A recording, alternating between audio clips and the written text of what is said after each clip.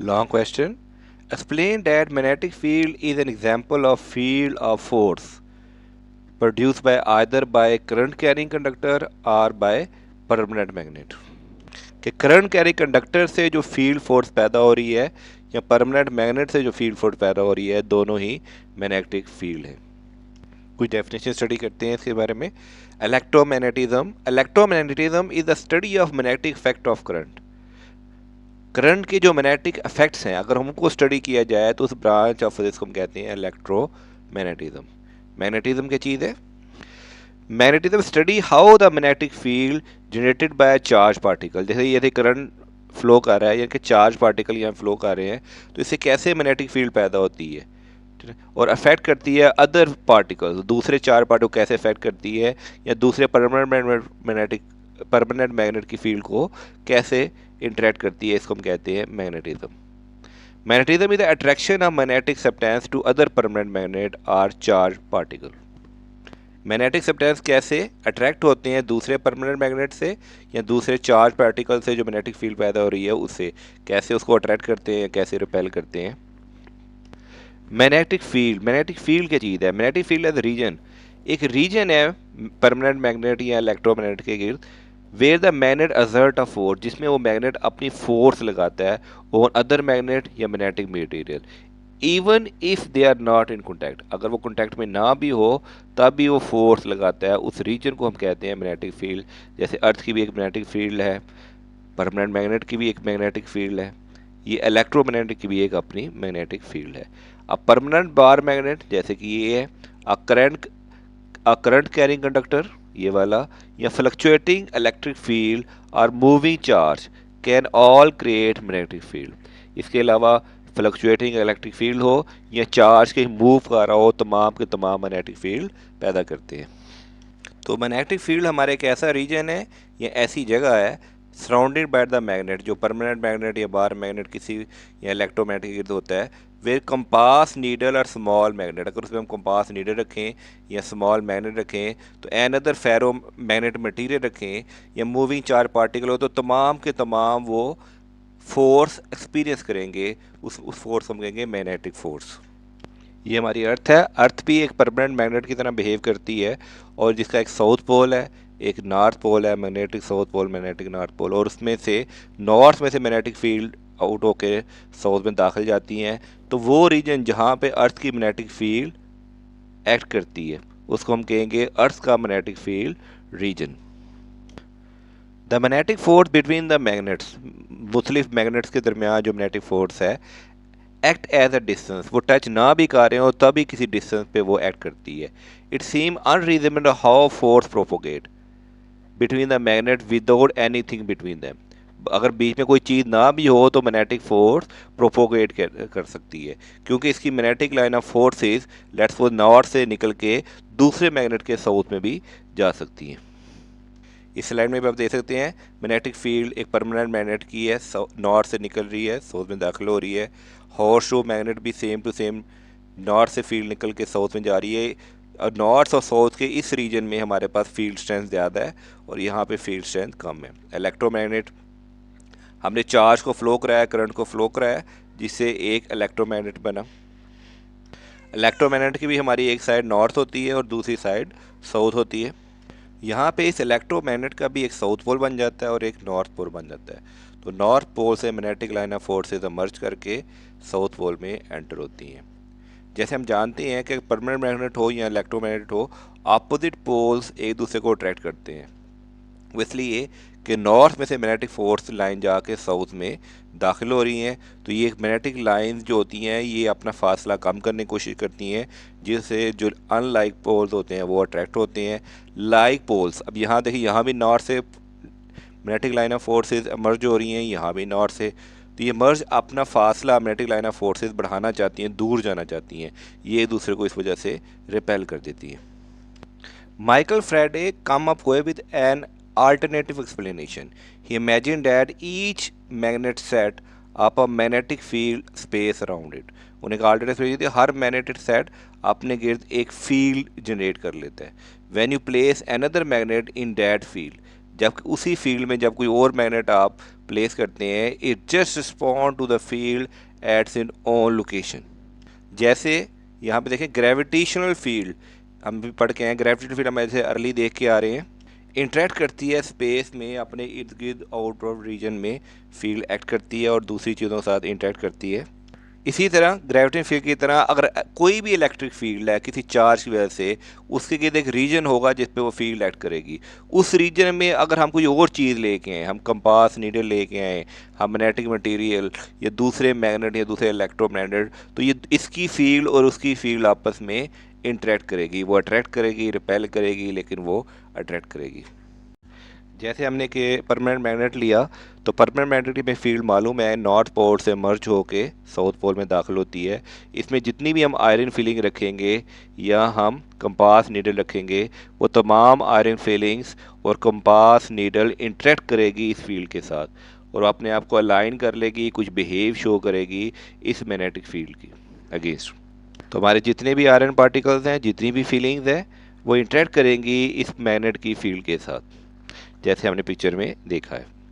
लेकिन इसमें की डिस्कशन ये है कि जितनी भी फील्ड आती हैं in the form of complete loops, एक पूरा लूप बनाती हैं, नॉर्थ से आउट होकर साउथ में जाती हैं, तो मैग्नेट के अंदर ये साउथ से नॉर्थ की तरफ, मैग्नेट के अंदर ये साउथ से नॉर्थ की तरफ फ्लो कर रही होती है और मैग्नेट के बाहर ये नॉर्थ से साउथ की तरफ ये कंप्लीट लूप बना रही होती हैं।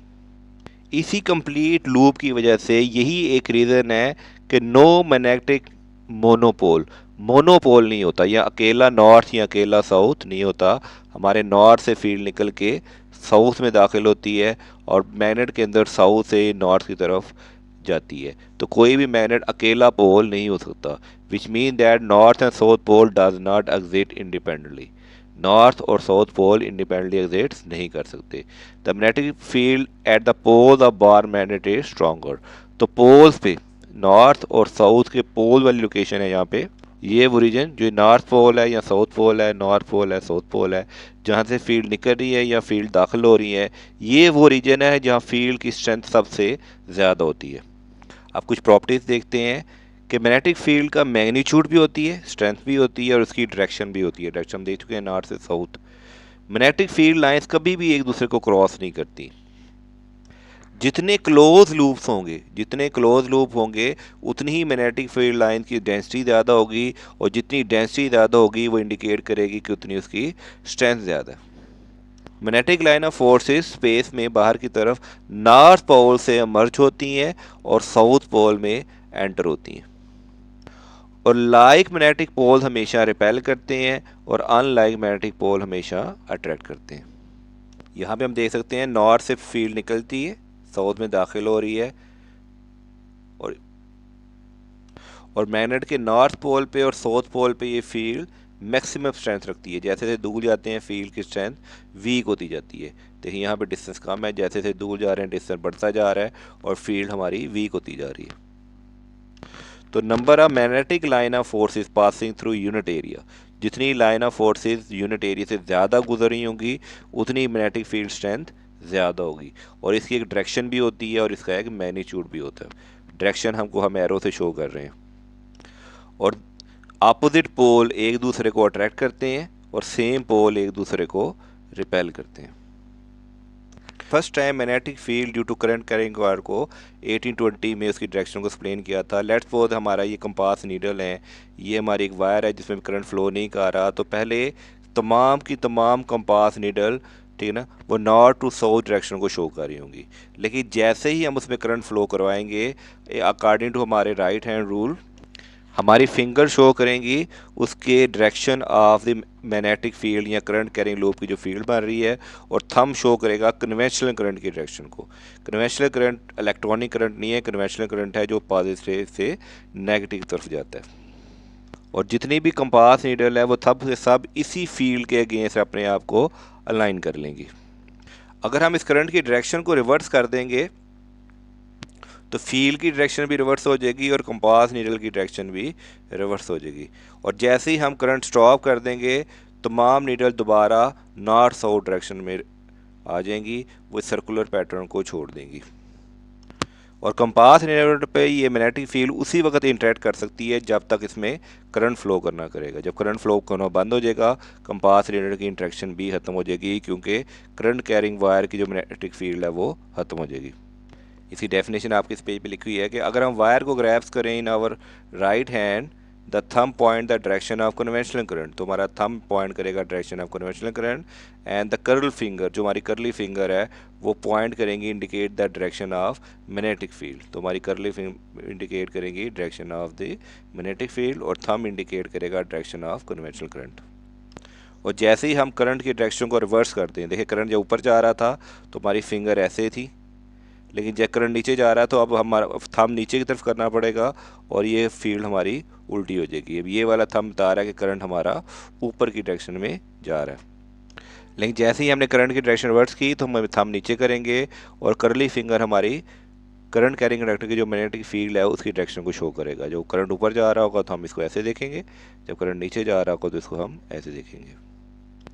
Magnetic force in current carrying conductor, अगर हम एक पैरेलल मैग्नेटिक फील्ड लें, लेट्स सपोज ये हमारा नॉर्थ है, साउथ है, इसे पैरेलल मैग्नेटिक फील्ड जा रही है और यहाँ पे हम एक और करंट कैरिंग कंडक्टर या कोई चार्ज प्लेस कर दें। जब हम कोई चार्ज प्लेस कर देंगे तो चार्ज की एक अपनी मैग्नेटिक फील्ड होगी और इस परमानेंट मैग्नेट या इलेक्ट्रोमैग्नेटिक की अपनी मैग्नेटिक फील्ड होगी। इस चार्ज की मैग्नेटिक फील्ड और इसकी अपनी फील्ड एक दूसरे से इंटरेक्ट करेगी, जिसकी वजह से इसके इस साइड पे देखें, ये हमने बनाया क्लॉकवाइज बनाया, तो क्लॉकवाइज इस पोर्शन पे इसकी मैग्नेटिक फील्ड ज़्यादा हो जाएगी और इस पोर्शन पे दोनों की फील्ड एक दूसरे के साथ कैंसल आउट करेंगी, जिससे फील्ड कम हो जाएगी। तो ये हमारा जो चार्ज है, करंट कैरिंग वायर है, ये परपेंडिकुलर इस डायरेक्शन में मूव करेगा। तो two magnetic field, external magnetic field of bar magnet की magnetic field and magnetic field of current carrying conductor की मैग्नेटिक फील्ड, दोनों एक दूसरे को सपोर्ट करेंगी, इंटरेक्ट करेंगी। एक तरफ इनका चार्ज बढ़ जाएगा, फील्ड बढ़ जाएगी, एक तरफ कम हो जाएगी, तो net magnetic field become stronger. इसके इस साइड पे मैग्नेटिक फील्ड जो होगी वो क्या हो जाएगी, स्ट्रॉन्गर। ये देखिए लिखा भी है, इस साइड पे स्ट्रॉन्गर हो जाएगी, दूसरी साइड पे फील्ड जो होगी वो वीकर हो जाएगी, जिसकी वजह से हमारा ये करंट कैरिंग जो वायर है या कोई चार्ज है, ये इस तरफ मूव करेगा। यहाँ पे लिखा हुआ है कि अपोजिट डायरेक्शन में होंगी, दूसरी साइड अपोजिट डायरेक्शन में होंगी, वो एक दूसरे को अपोज करेंगी और दूसरी डायरेक्शन में मैग्नेटिक फील्ड कमज़ोर हो जाएगी। हमारे इस रीजन में मैग्नेटिक फील्ड कमज़ोर हो जाएगी, इस रीजन में हमारी मैग्नेटिक फील्ड स्ट्रांग हो जाएगी। Therefore magnetic force act on a current carrying conductor, current carrying conductor पर मैग्नेटिक फोर्स एक्ट करेगी फ्रॉम स्ट्रॉन्गर की तरफ एक्ट करेगी toward the weaker magnetic field. So the conductor tend to move, तो conductor move करेगा stronger field से weaker field की तरफ। Magnetic force current will be directed towards right, वही राइट की तरफ जाएगी। हमने यहाँ पे देखा था ये राइट की तरफ जाएगी और ये जो फोर्स होगी ये राइट एंगल पे होगी, यानी कि 90 डिग्री होगा इसका लेंथ। कंडक्टर मैग्नेटिक फील्ड के भी परपेंडिकुलर होगी या मैग्नेटिक फील्ड से भी 90 डिग्री का एंगल बना रही होगी और कंडक्टर से भी, लेंथ ऑफ कंडक्टर से भी ये 90 डिग्री का एंगल बना रही होगी। Explain that magnetic force might act on a current carrying conductor place in magnetic field. अगर हमारा ये करंट कैरिंग कंडक्टर है और ये हमारा मैग्नेट है, तो करंट कैरिंग कंडक्टर को अगर हम मैग्नेटिक फील्ड में प्लेस करें तो ये कोई फोर्स फील करेगा। देखिए ये हमारा मैग्नेट है और लेट्स सपोज ये हमारा नॉर्थ पोल है और ये साउथ पोल है, तो मैग्नेटिक फील्ड जो परमानेंट मैग्नेट की है वो नॉर्थ से साउथ की तरफ ट्रैवल करेंगी और ये हमारा करंट है। करंट पे हम करंट कैरिंग कंडक्टर का राइट हैंड रूल लगाते हैं, तो इसकी अपनी एक मैग्नेटिक फील्ड होगी जो सर्कुलर रिंग में होगी, जिसको हम यूं ऐसे बना देते हैं, सर्कल में बना देते हैं। तो ये करंट की मैग्नेटिक फील्ड जो रेड कलर से शो की गई है यहाँ पे और यहाँ पे भी, ये इंटरेक्ट करेगी ये ब्लू को रही परमानेंट मैग्नेट की मैग्नेटिक फील्ड से, जिसकी वजह से ये दोनों फील्ड एक दूसरे को इंटरेक्ट करने के बाद कोई फोर्स पैदा होगी। अगर हम इसको देखें तो इस रॉड की बैक साइड पे, कॉपर रॉड की बैक साइड पे, यहाँ पे फील्ड ज़्यादा हो जाएगी, क्योंकि यहाँ से ब्लू वाली फील्ड भी और रेड वाली फील्ड भी होगी, लेकिन फ्रंट पे फील्ड जो होगी वो एक दूसरे को इंटरेक्ट करके कैंसल आउट करेगी, जिसकी वजह से हमारा ये कॉपर रॉड बाहर की तरफ मूव करेगा। ये बाहर की तरफ मूव करेगा, इसमें हम फ्लेमिंग लेफ्ट हैंड रूल भी आगे पढ़ेंगे, वो भी इस पर अप्लाई करेंगे तो इसमें एक मोशन पैदा होगा। एंड आल्सो ड्राइव इस एक्सप्रेशन, और हम इस प्रोसेस के साथ की डेरिवेशन भी करेंगे। अ current carrying conductor had its own magnetic field. Let's suppose ये हमारा करंट कैरिंग कंडक्टर है, तो इसकी एक अपनी मैग्नेटिक फील्ड होगी जब हम इसे परमानेंट मैग्नेट में प्लेस करेंगे। और ये नॉर्थ और साउथ का परमानेंट मैग्नेट है, इसकी एक अपनी फील्ड है जो नॉर्थ से साउथ की तरफ मूव कर रही है। तो ये दोनों फील्ड आपस में इंटरेक्ट करेंगी, जिसकी वजह से जो कंडक्टर है वो कोई फोर्स एक्सपीरियंस करेगा, उसे यहाँ पे कोई फोर्स फील होगी। When a current carrying conductor of wire length L, अब ये वायर की लेंथ ले लेते हैं हम, इसकी वायर की लेंथ है एल, और ये राइट एंगल ये कि थीटा जो हमारा है वो 90 डिग्री पे है। ये प्लेस किया गया है यूनिफॉर्म मैग्नेटिक फील्ड बी, ये परमानेंट मैग्नेट की जो यूनिफॉर्म मैग्नेटिक फील्ड है इसको हमने कह दिया है बी। तो ये जब ये दोनों फील्ड आपस में इंटरेक्ट करेंगे तो फोर्स पैदा होगी एफ इज इक्वल टू, जिसे इक्वल डायरेक्टली प्रोपोर्शन होगी मैग्नेटिक फील्ड बी के। जितना करंट ज़्यादा होगा उतनी ज़्यादा करंट की मैग्नेटिक फील्ड होगी, इंटू एल, जितनी लेंथ ज़्यादा होगी उतनी ज़्यादा इंट्रैक्शन होगी। और साइन थीटा, क्योंकि साइन 90 मैक्सिमम वैल्यू होती है, तो ये फोर्स आ जाएगी F is equal to B I L sine theta. इसी डेरिवेशन को हम अल्टरनेटिव मेथड से सीख सकते हैं कि ये करंट कैरिंग हमारा रॉड है या वायर है जिसमें करंट आई फ्लो कर रहा है, बी मैग्नेटिक फील्ड है, तो ये फोर्स ऊपर की तरफ लगेगी, फ्लीमिंग लेफ्ट हैंड रूल जो हम आगे पढ़ेंगे। तो ये फोर्स होगी डायरेक्टली प्रोपोर्शनल होगी चार्ज के, वेलोसिटी ऑफ द चार्ज और मैग्नेटिक फील्ड और साइन थीटा। और वेलोसिटी में मालूम है कि एल ओवर टी होती है, डिस्टेंस पर यूनिट टाइम, और क्यू वैसे ही। और यहाँ क्यू ओवर टी को हमने ऐसे लिख लिया, अलहदा कर लिया क्यू ओवर टी, तो क्यू ओवर टी करंट के इक्वल होगा, क्यू ओवर टी करंट के इक्वल होगा। तो फोर्स जो हो जाएगी वो इक्वल हो जाएगी करंट, लेंथ और magnetic field into sine theta.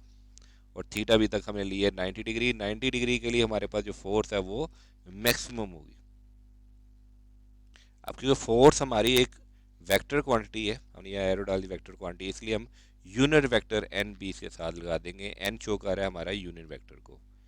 अब देखें आई करंट जो कि एक स्केलर क्वांटिटी है, L B sine theta N, ये बन जाएगा वेक्टर प्रोडक्ट।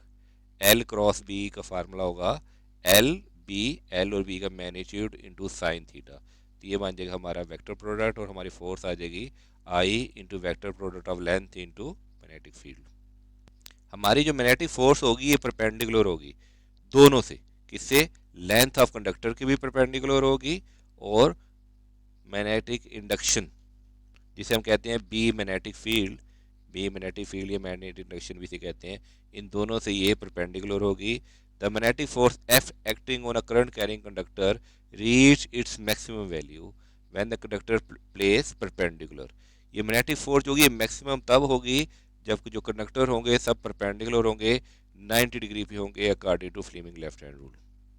थोड़ा सा फील्ड को दोबारा देख लेते हैं कि हमारा करंट इस डायरेक्शन में जा रहा है, और इसकी जो मैग्नेटिक फील्ड है हमारे राइट हैंड रूल के तहत ये है, हमारा थंब इंडिकेट करता है डायरेक्शन ऑफ द करंट, और कर्लिंग फिंगर इंडिकेट करती है इसकी मैग्नेटिक फील्ड को, ये ऐसे फील्ड बनेगी। अब यहाँ देखिए ये ब्लू वाली मैग्नेटिक फील्ड है परमानेंट मैग्नेट की, नॉर्थ और साउथ पोल की। ये वायर ऐसे जा रही है, दोनों आपस में 90 डिग्री का यहाँ एंगल बना रहे हैं, यहाँ पे जो एंगल बन रहा है हमारा वो 90 डिग्री का बन रहा है। और जो हमें फोर्स लगेगी वो परपेंडिकुलर लगेगी, फोर्स बाहर की तरफ लगेगी, ये फोर्स बाहर की तरफ लगेगी। तो फोर्स जो होगी ये मैग्नेटिक फील्ड से भी और कंडक्टर की लेंथ से भी, दोनों से 90 डिग्री का एंगल बनाएगी। ये एंगल भी हमारा क्या होगा, 90 डिग्री का होगा, ये तीनों हमारे 90 डिग्री के होते हैं। तो इसकी मैक्सिमम फोर्स कब होगी, जब थीटा हमारा 90 डिग्री पे होगा। तो फार्मूला लगा लेते हैं, maximum force I L B sine theta, sine 90 degree की वैल्यू 1 होगी। इस सूरत में हमारी मैक्सिमम फोर्स हो जाएगी I L B. Page number भी आप दे सकते हैं, यहाँ पे ये नोट्स हैं। अब क्योंकि साइन 0 0 होता है, इसलिए मिनिमम फोर्स तब होगी जब थीटा 0 होगा। यानी कि अगर हम ये रॉड जो ऐसे जा रहा था, रॉड को हम इसके पैरेलल ले हैं, इसी फील्ड के ऐसे हम पैरेलल ले हैं, तो इसका और इसका थीटा 0 हो जाएगा, तो फोर्स 0 हो जाएगी। साइन 180 डिग्री भी 0 होता है, अगर रॉड के करंट की डायरेक्शन हम अपोजिट कर दें, थीटा अगर 180 डिग्री कर दें, तब ये 0 हो जाएगा। तो हमारी मिनिमम फोर्स कब होगी, मिनिमम फोर्स तब होगी जब हमारे पास थीटा या तो 0 डिग्री होगा या थीटा हमारे पास 180 डिग्री होगा। दोनों सूरतों में यहाँ पे जो फार्मूले में वैल्यू पुट होगी वो साइन 0 भी 0 होगा और साइन 180 भी 0 होगा, तो हमारी फोर्स 0 हो जाएगी। तो बी और एल का क्रॉस प्रोडक्ट में थीटा 0, या 180 डिग्री होने की सूरत में हमारी मिनिमम फोर्स हो जाती है या ज़ीरो फोर्स हो जाती है। नेक्स्ट है फ्लेमिंग लेफ्ट हैंड रूल, जिसकी अभी वीडियो दे चुके होंगे। फ्लेमिंग लेफ्ट हैंड रूल हमें डिस्क्राइब करता है कि अगर हम अपना थंब, अपनी फोर फिंगर और मिडल फिंगर, देखें ये थंब हमारी फोर फिंगर और मिडल फिंगर को म्यूचुअली परपेंडिकुलर रखें, तो फोर फिंगर जो होगी वो पॉइंट करेगी डायरेक्शन ऑफ मैग्नेटिक फील्ड, और जो मिडल फिंगर है ये डायरेक्शन ऑफ द करंट। तो जो थंब है वो इंडिकेट करेगा कि फोर्स कौन सी डायरेक्शन में एक्ट कर रही है। बुक में आप यहाँ पे देख सकते हैं, यहाँ पे फ्लेमिंग लेफ्ट हैंड रूल बना हुआ है। हमारे four finger magnetic field, middle finger current, और जो थंब है वो इंडिकेट कर रहा है मोशन या थ्रस्ट को। यहाँ पे आप क्लियरली देख सकते हैं कि हमारी फोर फिंगर शो कर रही है मैग्नेटिक फील्ड बी को, मिडिल फिंगर शो कर रही है करंट को, और थंब इंडिकेट कर रहा है मोशन को।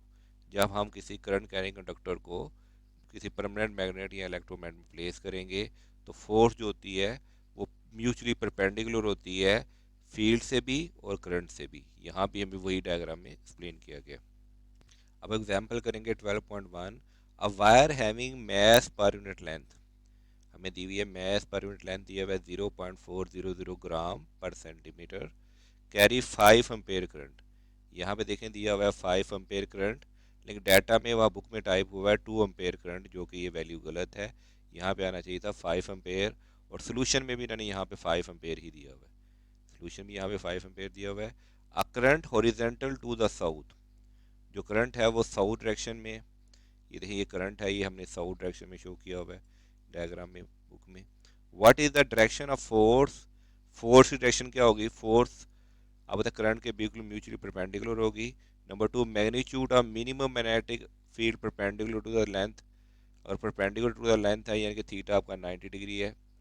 Needed to lift the wire vertically upward. तो पहले हम करते हैं, मैस पर यूनिट लेंथ दिया हुआ है 4 ग्राम पर सेंटीमीटर, तो ग्राम को किलोग्राम में कन्वर्ट करने के लिए हमें 1000 से डिवाइड करना होगा। ये लिखे 10⁻³ है, एक्चुअली इसे ग्राम को किलोग्राम में कन्वर्ट करने के लिए 10⁻³ से मल्टीप्लाई करें या 1000 से डिवाइड कर दें, और सेंटीमीटर को मीटर में कन्वर्ट करने के लिए 100 से डिवाइड कर दें या 10⁻² से मल्टीप्लाई कर दें। तो ये हमारा ग्राम यहाँ पे किलोग्राम में तब्दील हो गया, सेंटीमीटर यहाँ मीटर में तब्दील हो गया, तो ये आ गया 0.40 kg per metre. According to given condition, हमें दिया हुआ है कि करंट जो है वह साउथ की तरफ मूव कर रहा है, और जो magnetic magnitude of magnetic field है वो परपेंडिकुलर है। तो परपेंडिकुलर तो हम इसको ईस्ट की तरफ ले लेते हैं। हमारा जो मैग्नेटिक फोर्स है, मैग्नेटिक फील्ड है फ्लेम में, वो हमारी ईस्ट की तरफ है, और हमारा जो करंट है वो साउथ की तरफ है, और ये आपस में म्यूचुअली परपेंडिकुलर हैं। तो फ्लेमिंग लेफ्ट हैंड रूल लगाएंगे तो जो फोर्स होगी वो अपवर्ड डायरेक्शन की तरफ मूव करेगी। डायरेक्शन ऑफ द फोर्स पूछा हुआ है, तो अगर हमारा जो मैग्नेटिक फील्ड है वो ईस्ट की तरफ होगी, साउथ, और करंट जो है साउथ की तरफ होगा, तो जो फोर्स होगी वो अपवर्ड डायरेक्शन में एक्ट करेगी। लेकिन अगर ही हम लेट्स सपोज उल्टा कर लेते कि मैग्नेटिक फील्ड को हम ईस्ट की तरफ नहीं करते बल्कि वेस्ट की तरफ करते, तो ये अगर ये वेस्ट की तरफ होता तो फोर्स हमारी फ्लिप, हमें हाथ को उल्टा करना पड़ता, तो फोर्स हमारी जो होती वो डाउनवर्ड डायरेक्शन में एक्ट हो जाती। अगर हमारा ये मैग्नेटिक फोर्स नॉर्थ इस तरफ होता, साउथ इस तरफ होता, और ये वेस्ट की तरफ मूव कर रही होती, तो फिर हमारी मैग्नेटिक फोर्स डाउनवर्ड हो जाती, क्योंकि करंट की डायरेक्शन तो हमारी सेम यही रहेगी। इस तरह हम मुख्तलिफ कंडीशन में फ्लेमिंग लेफ्ट हैंड रूल लगा सकते हैं। पार्ट बी मैंने मैग्नीट्यूड निकाला था मिनिमम मैग्नेटिक फील्ड की, और जैसे हमें मालूम है कि मैग्नेटिक फील्ड की जो फोर्स होती है वो होती है ILB साइन थीटा, अभी हम पढ़ के आए हैं। और जो फोर्स ऑफ ग्रेविटी होती है जिसे हम वेट कहते हैं, तो वेट हमारे पास इक्वल होता है mg। अब फोर्स ऑफ ग्रेविटी, वेट और जो मैग्नेटिक फोर्स है दोनों इक्वल हैं, क्योंकि हमें वायर को ऊपर लिफ्ट करने के लिए मैग्नेटिक फोर्स मस्ट भी इक्वल होनी चाहिए वेट के। जो हमारी मैग्नेटिक फोर्स है जिसका फार्मूला है ILB साइन थीटा, ये मस्ट भी इक्वल होनी चाहिए वेट के, तभी हैंग होगी। तो वेट के इक्वल होगा तो ILB sine theta is equal to mg। अब हमने मैग्नेटिक फील्ड बी निकालना है, तो बी इसी तरफ रहेगा। IL, देखिए IL भी जाकर डिवाइड हो जाएगा, साइन थीटा भी जाकर डिवाइड हो जाएगा, और mg, इस मैथ को हम यहाँ लिख देते हैं, एल जाकर डिवाइड कर लेते हैं, तो ये आ जाएगा मैथ पर यूनिट लेंथ। मैथ पर यूनिट लेंथ जो हमने निकाला है 0.40, ये आ जाएगा 0.40, ग्रेविटी की वैल्यू होगी 9.81 या 9.80, करंट हमें दिया हुआ है यहाँ पे 5 एम्पेयर, ये डाटा में गलत दिया हुआ था, करंट हमें दिया हुआ 5 एम्पेयर, और साइन 90 की वैल्यू होगी 1, इसको हम कैलकुलेटर पे कैलकुलेट कर लेंगे और ये हमारा आंसर आ जाएगा 0.784 टेस्ला। नेक्स्ट हमारा असाइनमेंट 12.1 असाइनमेंट्स, शॉर्ट क्वेश्चन और एक्सरसाइज के न्यूमेरिकल की वीडियो हम ऑलरेडी अपलोड कर चुके हैं, वो आपको इसी प्लेलिस्ट में मिल जाएगी। नेक्स्ट टॉपिक हमारा 12.3 define magnetic flux density. A current current conductor जो होता है, अगर वो पोजीशन किया जाए right angle in a magnetic field, तो उसे कोई फोर्स एक्सपीरियंस होगी। इस फोर्स को हम यूज़ कर सकते हैं अपनी मैग्नेटिक फ्लक्स डेंसिटी को निकालने के लिए, उसकी मेजरमेंट के लिए, उसकी क्वांटिफाई के लिए, जिसका फार्मूला होता है B is equal to F/IL। ये सेम फार्मूला है जो हम शुरू में लास्ट क्वेश्चन में पढ़ के हैं, BIL, इसमें B को इधर रहने दें और IL जाके वहाँ पे डिवाइड हो जाएगा, तो F/IL is equal to B आ जाएगा, जिसमें F हमारी फोर्स है, B हमारा यूनिफॉर्म मैग्नेटिक फ्लक्स डेंसिटी है, यहाँ पे दिया uniform magnetic field with magnetic flux density B है, और L हमारे पास है लेंथ ऑफ द कंडक्टर, और I हमारे पास है करंट। हमारे पास जो SI यूनिट है मैग्नेटिक फ्लक्स डेंसिटी का, जिसे हम मैग्नेटिक इंडक्शन भी कहते हैं, वो है टेस्ला T। तो 1 टेस्ला तब होगा, इस फार्मूले को देखा जाए, जब 1 न्यूटन, फोर्स ऊपर है, तो 1 टेस्ला इज इक्वल टू, जब 1 न्यूटन फोर्स एक्ट करेगी, आई नीचे है, और 1 एम्पेयर करंट, और लेंथ कितनी होगी 1 मीटर, तमाम वैल्यू 1 मीटर होगी, और थीटा होगा हमारा 90 डिग्री। अगर 1 न्यूटन फोर्स एक्ट करे, 1 एम्पेयर करंट और 1 मीटर लेंथ पे थीटा हो म्यूचुअली परपेंडिकुलर हो 90 डिग्री, तो हमारे पास जो मैग्नेटिक इंडक्शन होगी या मैग्नेटिक फ्लक्स डेंसिटी होगी, इसकी वैल्यू होगी 1 टेस्ला। अब टेस्ला बड़ा यूनिट है, इसलिए हम छोटे यूनिट भी यूज़ करते हैं, छोटा, तो 1 टेस्ला 10,000 गॉस के इक्वल होता है, ये 1 टेस्ला 10 की पावर 4 गॉस के इक्वल होता है। दूसरे वर्ड में 1 गॉस जो है वो 10 की पावर -4 टेस्ला के इक्वल होता है। और याद रखिएगा, मैग्नेटिक फील्ड जो होती है ये एक वेक्टर क्वांटिटी है। अब मैग्नेटिक फ्लक्स और फ्लक्स डेंसिटी में क्या फ़र्क है, जिसमें हम पहले पढ़ते हैं मैग्नेटिक फील्ड। मैग्नेटिक फील्ड को हम कह सकते हैं फ्लो ऑफ मैग्नेटिक एनर्जी। ये मैग्नेटिक एनर्जी एक जो फ्लो कर रही है मैग्नेट में, जो नॉर्मली नॉर्थ से शुरू होती है और साउथ की तरफ जाती है, from the north pole to the south pole. इसे हम ये भी कह सकते हैं flow of magnetic flux, flow of magnetic flux, जिसका यूनिट है हमारे पास है वेबर्स, इसका यूनिट हमारे पास है वेबर। ये डायग्राम यहाँ पर शो कर रही है कि हमारा जो मैग्नेटिक फ्लक्स है, मैग्नेटिक एनर्जी है, वो नॉर्थ पोल से साउथ की तरफ जा रही है, और इसका यूनिट होगा वेबर। लेकिन हम कहें कि amount of magnetic flux flowing through given area, अगर वो किसी एरिया में से गुजर रही है, यूनिट इसे स्पेसिफाई कर दिया with respect to area, will charge from one point to another, एक पॉइंट से दूसरे पॉइंट में जा रही है और किसी एरिया में से गुजर रही है, X area, Y area, Z area, किसी भी एरिया से गुजर रही है, तो इसको हम कहेंगे मैग्नेटिक फ्लक्स की डेंसिटी। जैसे इस एरिया में देखें 2 मैग्नेटिक लाइन ऑफ फोर्स गुजर रही हैं, इसमें से 3 गुजर रही हैं, तो एस की मैग्नेटिक फ्लक्स डेंसिटी जो होगी वो ज़्यादा होगी एज कम्पेयर टू वाई, क्योंकि मैग्नेटिक फील्ड जो है, फ्लो ऑफ मैग्नेटिक एनर्जी, वो तो हर जगह सेम है, लेकिन यहाँ पे एक एरिया में से 2 मैग्नेटिक लाइन ऑफ फोर्सेज जा रही हैं, यहाँ पे एक एरिया में 3 मैग्नेटिक लाइन ऑफ फोर्सेज जा रही हैं, तो magnetic line of forces passing through a unit area, उसे कहते हैं flux density. Amount of flux passing through a unit area, किसी यूनिट एरिया 1 मीटर से राइट एंगल, यानी कि ये राइट एंगल है, आपस में एंगल जो बनेगा 90 डिग्री होगा, इसका मैग्नेटिक फ्लक्स डेंसिटी। और मैग्नेटिक फ्लक्स डेंसिटी का यूनिट होता है टेस्ला, और टेस्ला इक्वल होता है 1 weber per metre square. Weber होगा हमारा मैग्नेटिक फ्लक्स या मैग्नेटिक एनर्जी, ठीक है ना, और वो यूनिट एरिया से गुजर रहा है तो पर मीटर स्क्वायर। तो डिफरेंस हमारा क्लियर हुआ। डिफरेंस में मजीद जाने से पहले थोड़ा देखते हैं कि मैग्नेटिक फ्लक्स लाइन जो होती हैं वो क्लोज होती हैं, और डायरेक्शन इन द बी, और जो हमारी मैग्नेटिक लाइन ऑफ फोर्स की डायरेक्शन होती है वही होती है, और डेंसिटी जो होती है वो यूनिट एरिया से गुजरती है। और मैग्नेटिक फ्लक्स डेंसिटी का था यूनिट था हमारे पास वेबर पर स्क्वायर मीटर।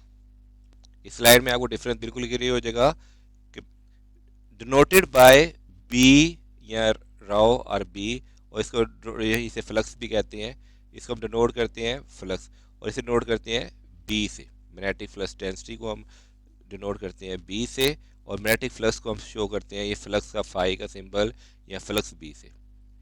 और हमारा जो मैग्नेटिक फ्लक्स है जिसे एनर्जी फ्लो कहते हैं, उसका यूनिट था वेबर, अभी हम देख के आए थे। और मैग्नेटिक फ्लक्स डेंसिटी का यूनिट है वेबर पर मीटर स्क्वायर, और weber per metre square equal होता है टेस्ला के। और हमारे पास जो मैग्नेटिक फ्लक्स है ये हमारी एक स्केलर क्वांटिटी है, लेकिन मैग्नेटिक फ्लक्स डेंसिटी जो है वो ये हमारे पास एक वेक्टर क्वांटिटी है। हमारा नेक्स्ट क्वेश्चन है, explain the force may act on a charge particle in uniform magnetic field. Uniform magnetic field है, उसमें हम चार्ज पार्टिकल को मूव करेंगे, तो जब चार्ज पार्टिकल मूव हो रहा होगा तो उस पर एक मैग्नेटिक फोर्स एक्ट करेगी। According to left hand rule भी लगा सकते हैं, Fleming left hand rule. Moving charge produce करता है मैग्नेटिक फील्ड्स। जब चार्ज पार्टिकल एंटर होता है between the poles of magnet, magnet की फील्ड के मैग्नेट के पोल में, तो magnetic field of moving charge की जो मैग्नेटिक फील्ड होती है वो इंटरेक्ट करती है magnetic field of permanent bar magnet. जब चार्ज एंटर होता है किसी मैग्नेटिक फील्ड में तो चार्ज की एक अपनी मैग्नेटिक फील्ड होती है, परमानेंट मैग्नेट की अपनी मैग्नेटिक फील्ड होती है, तो दोनों फील्ड एक दूसरे के साथ इंटरेक्ट करती हैं। इस डायग्राम में देख सकते हैं कि ये चार्ज है, जब चार्ज मूव करेगा लेफ्ट विद डायरेक्शन में और मैग्नेटिक फील्ड नॉर्थ से साउथ ऐसे जा रही है, तो ये चार्ज की एक अपनी मैग्नेटिक फील्ड है, जिसे हम राइट हैंड रूल से एक्सप्लेन कर सकते हैं। इसकी एक अपनी मैग्नेटिक फील्ड है जो ऐसे ऐसे ऐसे गोल घूमेगी, और नॉर्थ से साउथ मैग्नेट की अपनी मैग्नेटिक फील्ड होगी। ये मैग्नेट की अपनी फील्ड ऐसे ऐसे नॉर्थ से साउथ जा रही होगी।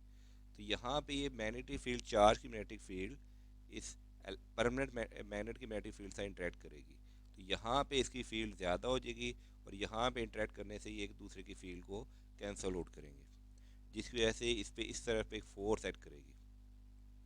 तो हमारे पास एक मैग्नेटिक फोर्स एक्ट करेगी, मैग्नेटिक फोर्स एक्ट करेगी स्ट्रॉन्ग मैग्नेटिक फील्ड की तरफ से शुरू होगी फोर्स, और वो पुश करेगी वीकर मैग्नेटिक फील्ड की तरफ। तो चार्ज पार्टिकल जो होगा वो डिफ्लेक्ट होगा फ्रॉम इट्स पास परपेंडिकुलरली। तो चार्ज पार्टिकल जो है हमारा वो डिफ्लेक्ट हो जाएगा, उस पर परपेंडिकुलरली एक फोर्स लगेगी, और जो हमारी नेट फोर्स होगी वो परपेंडिकुलर होगी मैग्नेटिक फील्ड के भी और हमारी वेलोसिटी के भी। इस कंडीशन को फिलफुल होने के लिए फॉलोइंग कंडीशन का फिलफुल होना बहुत ज़रूरी है कि चार्ज मस्ट बी मूविंग, कि चार्ज मूव होना चाहिए। No magnetic force act on stationary charge, stationary charge पे कोई मैग्नेटिक फोर्स एक्ट नहीं करेगी। Number two, velocity of moving charge must be component perpendicular to the direction of magnetic field. जो ये velocity है इसका कोई ना कोई एक कंपोनेंट मैग्नेटिक फील्ड के परपेंडिकुलर होना चाहिए। जैसे यहाँ पे देखें ये वेलोसिटी ये जा रही है, तो इसका ये वर्टिकल कंपोनेंट इसके परपेंडिकुलर है। या अल्टरनेट ये कह सकते हैं कि चार्ज की वेलोसिटी जिस डायरेक्शन में है, फील्ड का कोई परपेंडिकुलर कंपोनेंट उसकी डायरेक्शन में होना चाहिए। अगर हम कंसीडर कर लें कि पॉजिटिव चार्ज क्यू है, वो किसी वेलोसिटी v से मूव कर रहा है और कोई एंगल बना रहा है थीटा, तो मैग्नेटिक फील्ड उसमें b एक्ट कर रही है। Then component of the velocity, velocity का जो कंपोनेंट है, वेलोसिटी का जो कंपोनेंट है v perpendicular to the field होना बहुत ज़रूरी है, कि ये कि हमारे चार्ज का मोशन और फील्ड दोनों परपेंडिकुलर होंगी, तो में जो फोर्स लगेगी वो इन दोनों से परपेंडिकुलर एक्ट करेगी, जिसे फ्लेमिंग लेफ्ट हैंड रूल भी लगा सकते हैं। The force proportional to the magnitude of charge, अब जितना ज़्यादा चार्ज का मैग्नीट्यूड होगा उतनी ज़्यादा फोर्स होगी। बुक में आप इस नोट को इस पेज पे ले सकते हैं।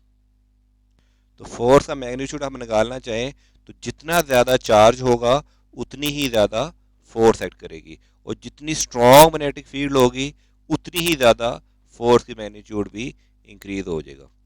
तो हमारा फोर्स जो है ये वेक्टर प्रोडक्ट है, वेक्टर प्रोडक्ट है वेलोसिटी और मैग्नेटिक फील्ड का। हम कह सकते हैं ऐसे v क्रॉस b, और v cross b vector product का फार्मूला होता है v b साइन थीटा। यहाँ पे फार्मूले में पॉजिटिव क्यू लिखा हुआ है, यहाँ नेगेटिव क्यू, तो नेगेटिव चार्ज या इलेक्ट्रॉन की सूरत में नेगेटिव क्यू हम लिख ली हमने चार्ज की टाइप रिप्रेजेंट करने के लिए, और पॉजिट्रॉन या पॉजिटिव चार्ज की सूरत में हमने पॉजिटिव क्यू लिख दी है। यह डायग्राम में मैंने देखा था कि हम कन्वेंशनल करंट लेते हैं, फ्लेमिंग लेफ्ट हैंड रूल में, तो पॉजिटिव चार्ज की जो डिफ्लेक्शन है, अगर हम इलेक्ट्रॉनिक करंट या फ्लो ऑफ इलेक्ट्रॉन लेंगे तो उसकी डिफ्लेक्शन उसके बिल्कुल अपोजिट होगी। फ्लेमिंग लेफ्ट हैंड रूल की जगह यहाँ पे देखें पॉजिटिव चार्ज पे लग रहा है फ्लेमिंग लेफ्ट हैंड रूल, लेकिन अगर हम इसकी जगह इलेक्ट्रॉन ले लेंगे तो फिर ये हमारा राइट हैंड रूल बन जाएगा। चार्ज की टाइप अपोजिट करने से उनकी डिफ्लेक्शन बिल्कुल ही अपोजिट हो जाएगी। यहाँ पे आप देख सकते हैं अगर पॉजिटिव चार्ज है तो उसकी डिफ्लेक्शन और तरफ जा रही है, लेकिन नेगेटिव चार्ज है तो उसकी डिफ्लेक्शन बिल्कुल ही उसके अपोजिट है। हम यहाँ पे स्टडी कर रहे थे चार्ज का मैग्नीट्यूड। जितनी मैग्नेटिक फील्ड ज़्यादा होगी उतना चार्ज ज़्यादा होगा, जितनी चार्ज की वैल्यू ज़्यादा होगी, सॉरी, जितनी मैग्नेटिक फील्ड ज़्यादा होगी उतनी फोर्स ज़्यादा होगी। मैग्नेटिक फील्ड को हम इंक्रीज करेंगे, मैग्नेटिक फील्ड को इंक्रीज करेंगे तो फोर्स इंक्रीज हो जाएगी। अगर मैग्नीट्यूड ऑफ चार्ज ज़्यादा होगा तो तब भी फोर्स ज़्यादा होगा। और यहाँ पे हमने स्टडी किया था कि वेलोसिटी और मैग्नेटिक फील्ड का ये वेक्टर प्रोडक्ट है। तो हमारा फार्मूला, हमारा वेक्टर प्रोडक्ट का फार्मूला बन गया था Q V B sine theta. यार कि साइन थीटा की मैक्सिमम वैल्यू तब होती है जब थीटा की वैल्यू 90 डिग्री हो। यानी कि हमारे चार्ज की वेलोसिटी और मैग्नेटिक फील्ड अगर म्यूचुअली परपेंडिकुलर होंगे तो हमारे पास मैक्सिमम फोर्स आएगी। लेकिन अगर हमारे चार्ज की वेलोसिटी और मैग्नेटिक फील्ड पैरेलल हो जाएंगे तो फोर्स हमारी ज़ीरो हो जाएगी। थीटा अगर 0 डिग्री हो गया तो फोर्स भी हमारी 0 डिग्री हो जाएगी। इसी तरह साइन 180 डिग्री ज़ीरो है अगर हमारी मैग्नेटिक फील्ड और चार्ज अपोजिट डायरेक्शन में मूव कर रहे हैं। हमारी magnetic field B, let's say magnetic field B ऐसे एक्ट कर रही थी और चार्ज की जो वेलोसिटी थी, चार्ज की जो वेलोसिटी थी क्यू व्यू अपोजिट डायरेक्शन में, तो थीटा 180 डिग्री हो जाएगा। तब भी जो फोर्स हो जाएगी हमारी ज़ीरो हो जाएगी। लेकिन अगर ये थीटा हमारा कोई एंगल पे हो तो चार्ज हमारा एंगल पे एक हेलिकल पाथ फॉलो करेगा। यहाँ भी देख लें, अगर चार्ज कोई एंगल बना रहा हो मैग्नेटिक फील्ड के साथ तो ये एक हेलिकल पाथ में चार्ज हमारा ऐसे ऐसे मूव करेगा।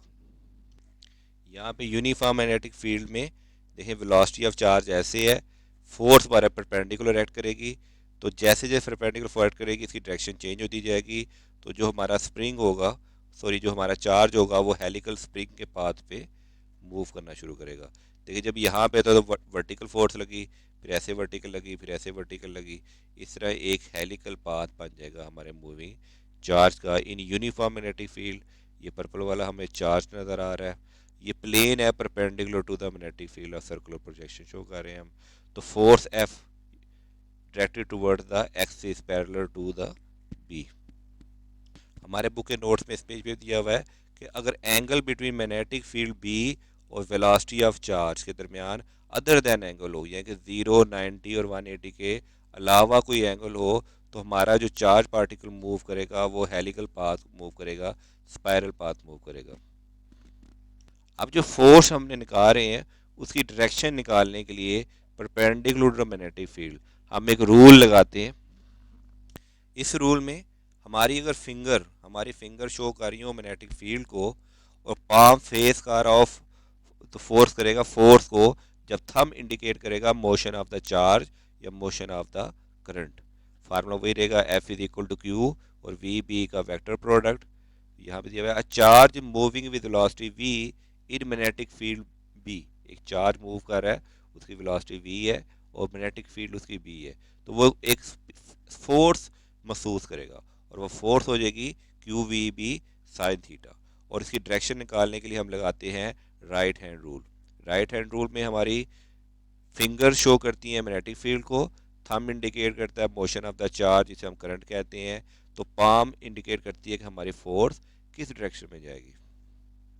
सेकंड राइट हैंड रूल हमारा ये है कि अगर हम हैंड को नॉर्थ से साउथ की तरफ लेके जाएं, देखिए अपने हाथ को हम नॉर्थ से साउथ की तरफ लेके गए हैं और हमारा थंब अगर इंडिकेट कर रहा हो, थंब इंडिकेट कर रहा हो फोर्स को, थंब इंडिकेट करेगा फोर्स को और हमारा जो हैंड है वो नॉर्थ से साउथ की तरफ लेके जा रहे हैं, तो हमारी जो करली फिंगर है, करली फिंगर एज इस रोटेटिंग वेक्टर वी, ये रोटेटिंग वेक्टर वी को शो करेंगी, यानी कि हमारा चार्ज कैसे रोटेट करेगा।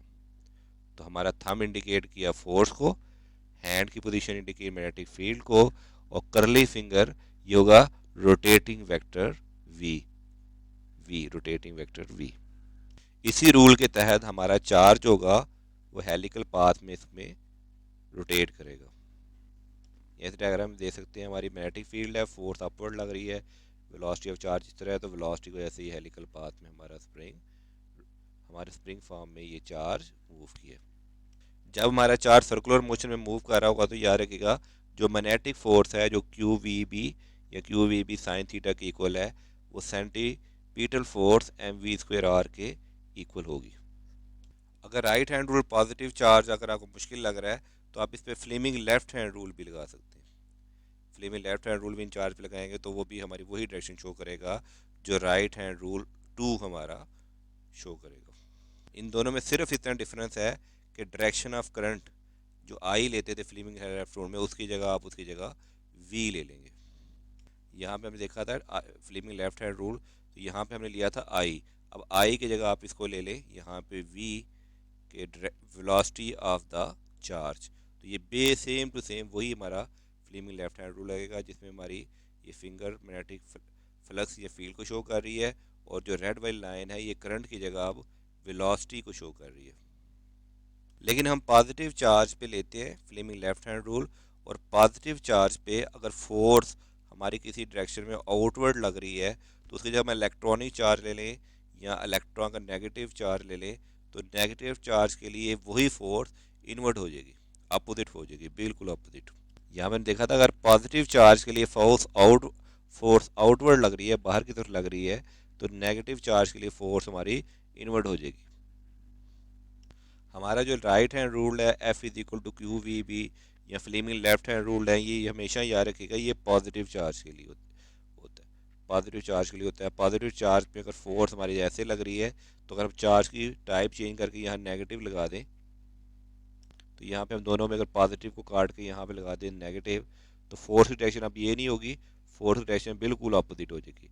अब फोर्स इसके बिल्कुल 180 डिग्री अपोजिट डायरेक्शन में एक्ट करना शुरू कर देगा। और जो हमारी मैग्नेटिक फोर्स होगी वो दोनों कंडीशन में मैग्नेटिक फील्ड और चार्ज की वेलोसिटी दोनों के म्यूचुअली परपेंडिकुलर होगी। अब एग्जांपल 12.2 देखते हैं कि एक इलेक्ट्रॉन है वो एक्सेलरेट हो रहा है और उसके वोल्टेज है डेल्टा वी है 3600 वी। तो डेल्टा वी वोल्टेज हमने ले लिए 3600 वोल्ट फ्रॉम रेस्ट। तो इलेक्ट्रॉन हमारा एक्सेलरेट हुआ है रेस्ट से और फिर ये एंटर हो गया किसी यूनिफॉर्म मैग्नेटिक फील्ड 2.70 टेस्ला में। तो what is the maximum and minimum four magnetic force? इस इलेक्ट्रॉन पे मैक्सिमम कितनी फोर्स एक्ट करेगी? मैक्सिमम के लिए हम एंगल लेंगे थीटा 90 डिग्री, तो साइन 90 जीरो साइन 91 होता है इसलिए यहाँ पे लिखा नहीं हुआ, और मिनिमम के लिए थीटा लेंगे 0 डिग्री। जब मिनिमम फोर्स तो साइन 0 0 हो जाएगा तो मिनिमम फोर्स तो 0 हो जाएगी। That is simple. B part तो बहुत ईजी है। ए में हमने निकालना है मैक्सिमम, तो मैक्सिमम फोर्स निकालने के लिए हमारा फार्मूला होगा ई वी बी, यहाँ पे आप Q V B sine theta भी लिख सकते हैं। हमने मशहूर formula F is equal to Q V B sine theta भी लिख सकते हैं, और साइन 90 की जगह 1 आ जाएगा तो फार्मूला बन जाएगा F is equal to Q V B. और याद रखिएगा चार्ज ई हो या क्यू हो एक ही बात है। अब एक इलेक्ट्रॉन पे कितना चार्ज होता है? 1 इलेक्ट्रॉन का चार्ज आपको साइंटिफिक कैलकुलेटर में भी दिया हुआ है, वैल्यू आपको याद भी होगी कि 1.60 इंटू 10⁻⁻19 कोलम होता है। मैग्नेटिक फील्ड भी आपको दी हुई है 2.70, तो मैग्नेटिक फील्ड आपको दी हुई है 2.70 टेस्ला। लेकिन डाटा में आपको चार्ज की वेलोसिटी नहीं दी हुई। जो ये चार्ज की वेलोसिटी है ये आपको नहीं दी हुई, तो ये वेलोसिटी निकालने के लिए भी हम पढ़ के आए थे कि इलेक्ट्रिक फोर्स या जिसे मैग्नेटिक फोर्स भी कह सकते हैं, मैग्नेटिक फोर्स और सेंटीपिटल फोर्स दोनों इक्वल होंगी। अगर फोर्सेस दोनों इक्वल हैं तो चार्ज जो इलेक्ट्रिक वर्क करेगा, जो चार्ज इलेक्ट्रिक वर्क करेगा वो फार्मूला होता है W is equal to Q V. यहाँ पे क्यू की जगह ई यूज कर रहे हैं, तो W is equal to formula होता है हमारे पास Q V, Q delta V. ये फार्मूला आपने पहले पढ़ा हुआ है।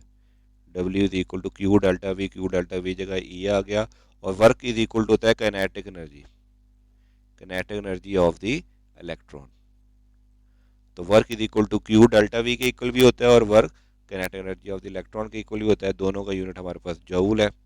तो काइनेटिक एनर्जी का फार्मूला होगा हाफ एम वी स्क्वेयर, और वर्क का फार्मूला है क्यू डेल्टा वी, और क्यू की जगह हम यहाँ पे ई ले रहे हैं तो ई डेल्टा वी आ जाएगा।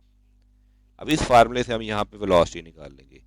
ये मैथ यहाँ मल्टीप्लाई हो रहा है, वहाँ जाके डिवाइड हो जाएगा, 2 डिवाइड हो रहा है मल्टीप्लाई हो जाएगा, और इसका स्क्वायर खत्म करने के लिए यहाँ पे हम अंडर रूट ले लेंगे। तो हम वेलोसिटी ऑफ दी इलेक्ट्रॉन निकालेंगे v is equal to E delta V over M. और एक इलेक्ट्रॉन पे चार्ज होता है 1.6 इंटू 10⁻⁻19 टू फार्मूले से, और डेल्टा वी आपको दिया हुआ है 3600 वोल्ट। वोल्ट और जूल पर कोलम एक ही यूनिट होता है। और मैथ ऑफ इलेक्ट्रॉन भी आपको साइंटिफिक कैलकुलेटर में दिया हुआ है, आप इसकी वैल्यू याद भी कर सकते हैं। ये मास ऑफ इलेक्ट्रॉन जिसकी वैल्यू होती है 9.11 इंटू 10⁻⁻31 kg, किलोग्राम में वैल्यू दी हुई है केजी में। अब आप इसे सिंपली कैलकुलेटर पे सॉल्व कर लें तो आपकी वेलोसिटी आ जाएगी 3.556 इंटू 10⁻7 मीटर पर सेकेंड। और इस वेलोसिटी को आप इस फार्मूले में जो हमें वैल्यू मिसिंग थी पुट करें, इन तीनों को मल्टीप्लाई करें तो आपकी मैक्सिमम फोर्स आ जाएगी।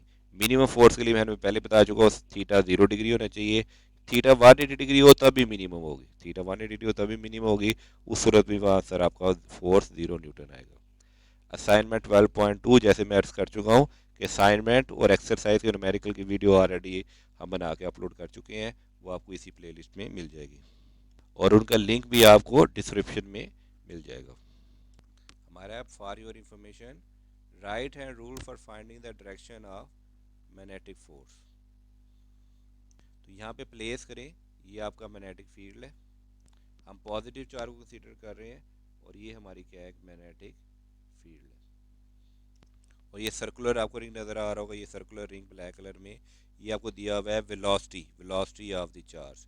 तो वेलोसिटी ऑफ द चार्ज और मैग्नेटिक फील्ड को हमने एक ही प्लेन में प्लेस कर दिया। लेट्स सपोज आपकी कर्लिंग फिंगर्स हैं ये velocity of the charge show कर रही हैं। तो आपकी जो मैग्नेटिक फोर्स होगी, ग्रीन वाली लाइन देख रहे हैं, ये आपकी मैग्नेटिक फोर्स होगी, मैं यहाँ पे एफ लिख देता हूँ।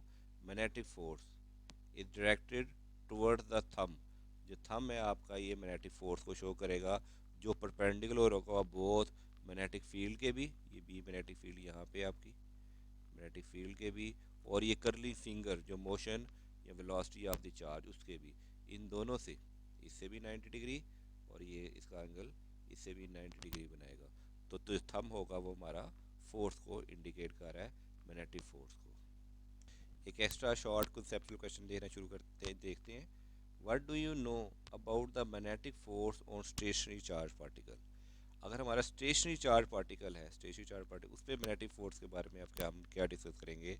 अभी हम अपने लॉन्ग क्वेश्चन में भी स्टडी करके आए हैं कि no magnetic force act on a stationary charge पे कोई मैग्नेटिक फोर्स एक्ट नहीं करती। So a stationary charge particle in magnetic field does not experience a force. Stationary charge कोई भी फोर्स एक्सपीरियंस नहीं करेगा मैग्नेटिक फील्ड में। The force experience by the particle carrying a charge Q, जो force होता है वो चार्ज क्यू पे एक्ट करती है, वो मूविंग विद वेलोसिटी वी, वो किसी वेलोसिटी से मूव करना चाहिए और उस वेलोसिटी का कोई परपेंडिकुलर कंपोनेंट होना चाहिए in the direction of magnetic field. तो हमारा फार्मूला होता है F is equal to Q V B sine theta. जब वेलोसिटी हम ज़ीरो कर देंगे, अब इस फार्मूले में जब वेलोसिटी ज़ीरो कर देंगे तो हमारी फोर्स भी ज़ीरो हो जाएगी। So stationary charge particle in magnetic field does not experience a force.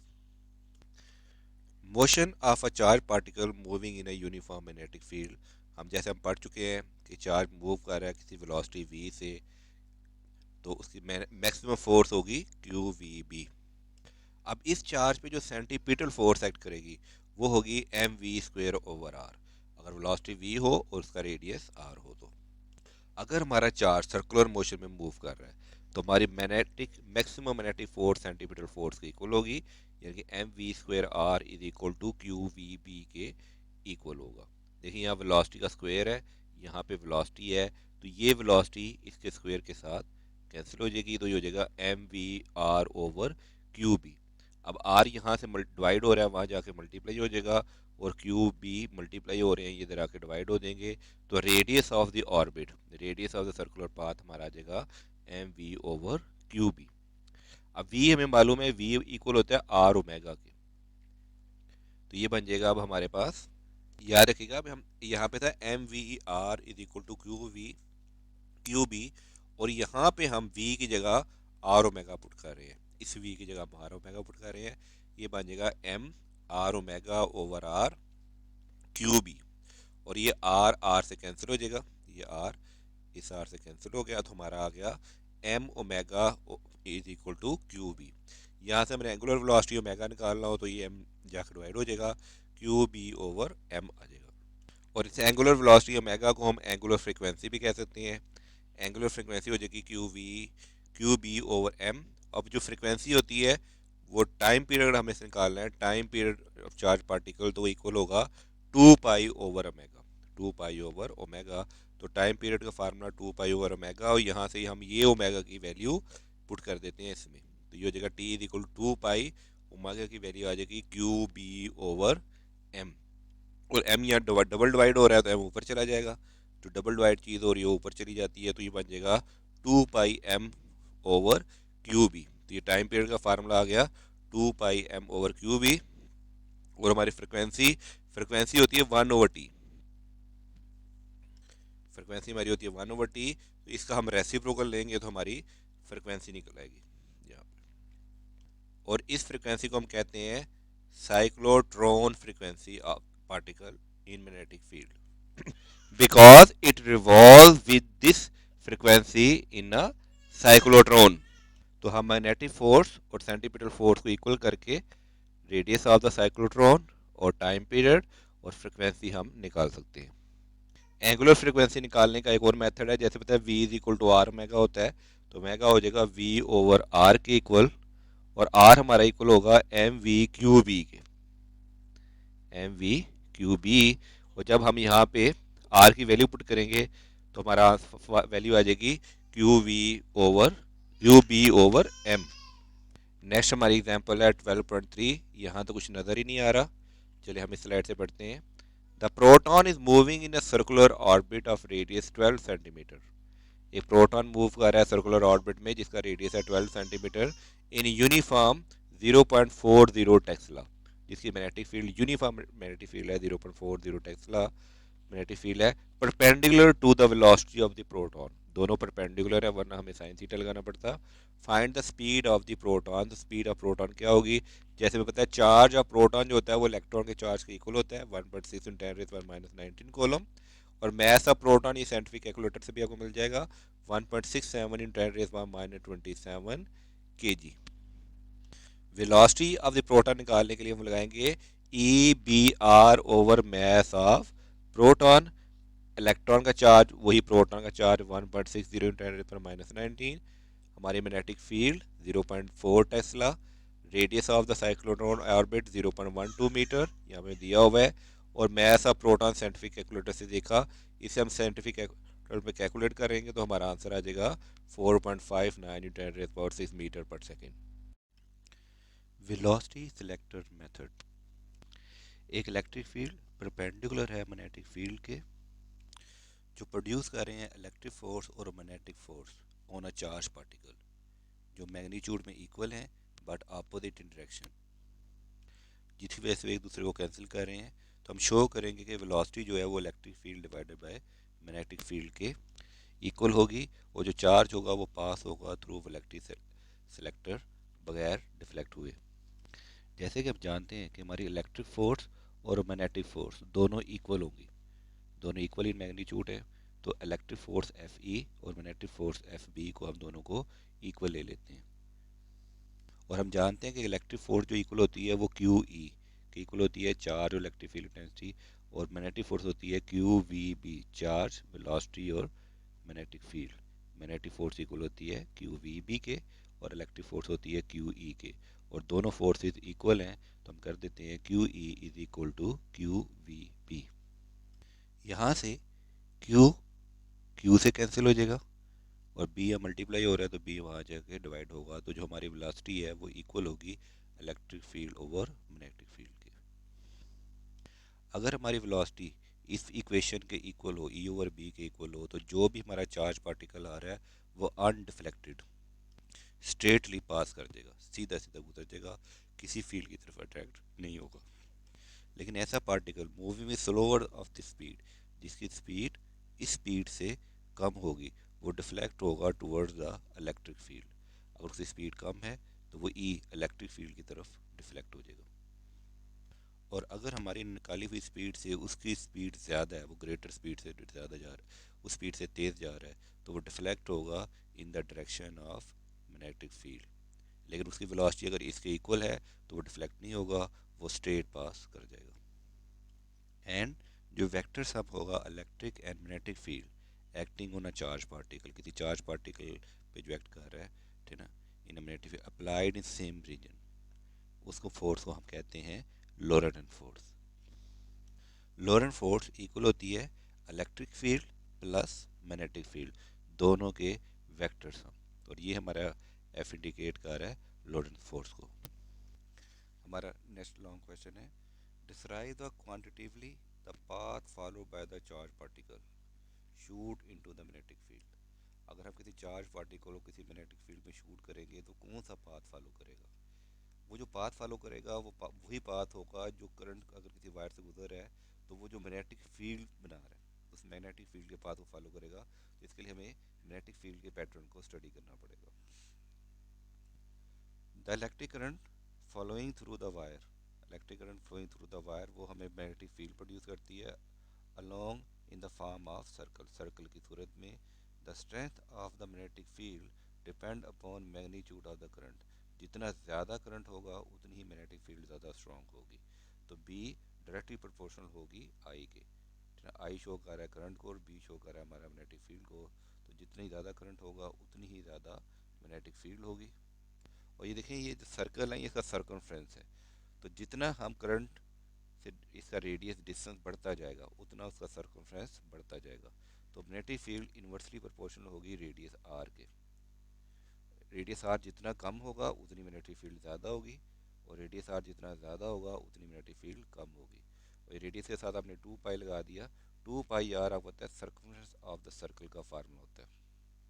तो किसी भी सर्कल के सर्कमफ्रेंस का फार्मूला होता है 2 पाई आर। तो जो भी strength the strength of magnetic field created by the current, current की वजह से जो मैग्नेटिक फील्ड की स्ट्रेंथ होगी वो डायरेक्टली प्रोपोर्शनल होगी करंट के। जितना ज़्यादा करंट होगा उतनी ज़्यादा मैग्नेटिक फील्ड होगी। और जितना रेडियस हम ज़्यादा बढ़ाते जाएंगे यानी कि जितना हम वायर से दूर जाते जाएंगे उतनी उसकी मैग्नेटिक फील्ड कम होती जाएगी। इसलिए म्यू नॉट एक कांस्टेंट यूज़ करते हैं। इसकी वैल्यू होगी 4 पाई × 10⁻⁷ वेबर्स पर एम्पेयर पर मीटर। इस मीन दैट हम जितना ज़्यादा दूर जाते जाएंगे हम जितना ज़्यादा दूर जातेंगे तो जो हमारी फील्ड है वो मज़ीद कमज़ोर होती जाएगी। तो जो मैग्नेटिक फील्ड है वो रेडियस के इन्वर्सली प्रोपोर्शनल है। ये बुक में पेज है 229। तो strength of magnetic field depends upon magnitude of the current and distance of the point from the current carrying conductor.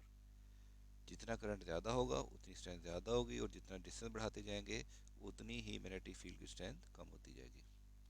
Next हमारा है magnetic field due to current carrying flat circular coil. ये flat circular coil ली हमने।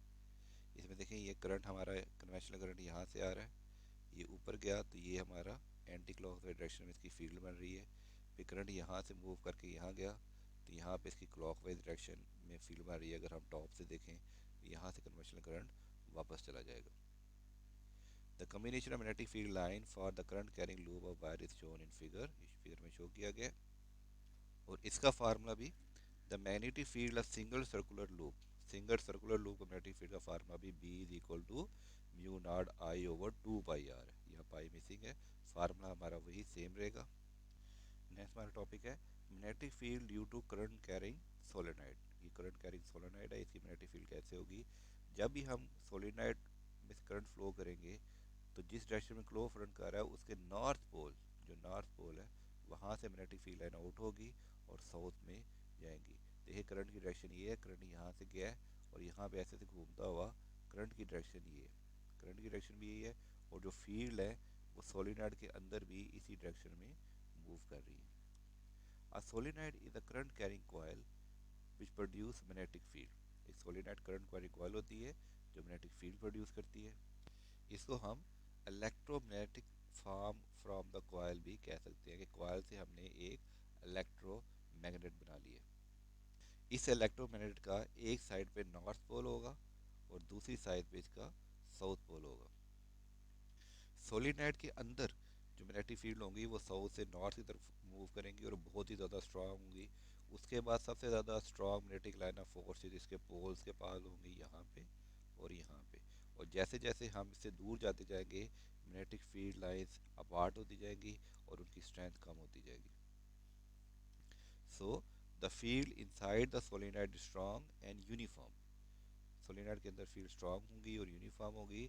As compare to outside, क्योंकि जब outside compare करते हैं तो दूर जाते जाते हैं तो फील्ड वीक होती जाती है। The magnetic field of solenoid का फार्मूला होगा B is equal to mu naught N I. I हमारा करंट को शो कर रहा है, और जो एन है number of turns per unit length, कि किसी यूनिट लेंथ में कितने टर्न्स हैं। Number of turns per unit length is small N, तो नंबर ऑफ टर्न्स को कैपिटल एन और number of turns per unit length is small N, ये small N है। तो mu naught N I current, N is the total number of turns और L is the total length of the solenoid. Book में ये page आपको यहाँ पे सारी थ्योरी एक्सप्लेन की गई है। ये आपका सोलेनोइड है, सोलेनोइड में करंट फ्लो कर रहा है जिसकी value B is equal to mu dot N I है, और small N N number of turn per unit length के इक्वल है। Right hand rule 3 for the solenoid, the right hand rule 3 दे रहे हैं सोलेनोइड को। अगर सोलेनोइड कॉइल को हम अपने राइट हैंड रूल में राइट हैंड में पकड़ लें तो हमारी करली फिंगर अगर डायरेक्शन ऑफ द करंट को शो कर रही होगी, तो जो थंब इंडिकेट करेगा north pole of the solenoid, जो एज अ इलेक्ट्रोमैग्नेटिक बिहेव कर रहा है। So curl the finger of right hand, अपने राइट हैंड फिंगर को कर्ल कर लें in the direction of current, किस डायरेक्शन में, in the direction of current around the coil and solenoid. The extended thumb will point the direction of north pole of magnet. जो electromagnet बना है solenoid का, तो जो हमारा थंब है वो किस कौन से पोल को शो करेगा, नॉर्थ पोल को, north pole of the magnet.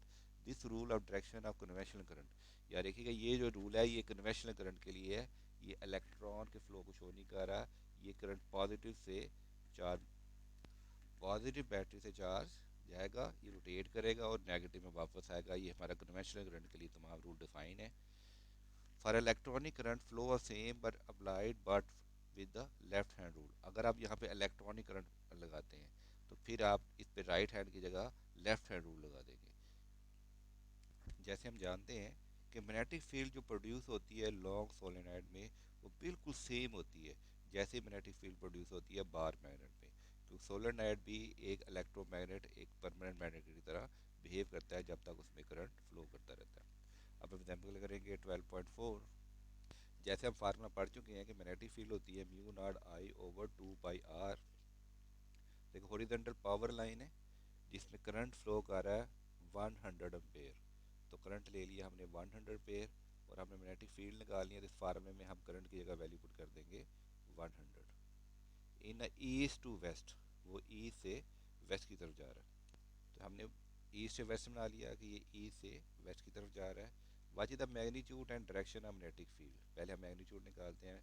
With the current 2 metre below the line, अब इस लाइन से अगर 2 मीटर नीचे आ जाएं, यहाँ की जो करंट फ्लो कर रहा है उसकी जो फील्ड 2 मीटर, 2 मीटर नीचे में आ रही है, तो हमारे पास रेडियस हो जाएगा 2 मीटर। अब यहाँ फार्मूले में आर की जगह पुट कर देंगे हम 2 मीटर, और म्यू नॉट कांस्टेंट की वैल्यू हमें आनी चाहिए 4 पाई 10⁻⁻⁷ वेबर पर एम्पेयर पर मीटर, तो 4.7 10⁻⁻⁷ पुट कर देते हैं। साथ में फार्मूला होता है 2 पाई कैलकुलेटर पे कांस्टेंट आप बड़ी इजीली निकाल सकते हैं। इस फार्मूले में हम सिंपल इसको कैलकुलेट करेंगे तो हमारा आंसर आ जाएगा 1 × 10⁻⁻⁵ टेस्ला।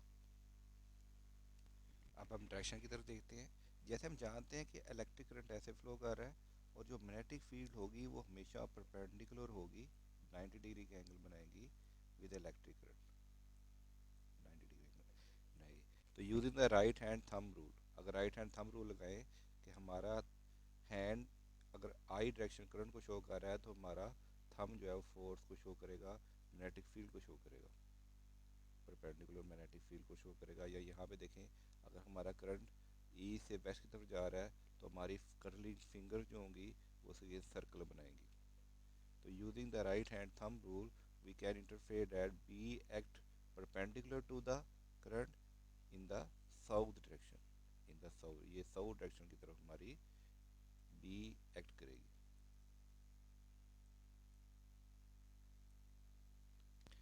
असाइनमेंट की वीडियो आपको इसी प्लेलिस्ट में मिल जाएगी, वो हम ऑलरेडी अपलोड कर चुके हैं। जैसे हम जानते हैं कि magnetic field produce by long solenoid, जो सोलिनॉइड मैग्नेटिक फील्ड प्रोड्यूस करती है वो बिल्कुल सिमिलर होती है magnetic field of a bar magnet.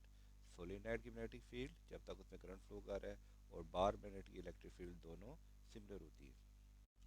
Magnetic field due to current in a solenoid is increased by Ferris score. अगर किसी सोलिनॉइड में हम फेरस कोर को इंसर्ट कर दें तो इसकी जो मैग्नेटिक फील्ड है ये इंक्रीज हो जाती है। ये फेरस मटेरियल ये सिलिकॉन स्टील भी हो सकते हैं और वेरियस आयरन अलॉय भी हो सकते हैं। हर मटेरियल की अपनी करेक्टरिस्टिक्स होती है रिलेटिव परमेबिलिटी की। क्योंकि इन मटेरियल की परमिबिलिटी ज़्यादा होती है, इसलिए जैसे ही हम इसे किसी कॉइल के अंदर इंसर्ट करते हैं इनकी मैग्नेटिक फील्ड इंक्रीज हो जाती है।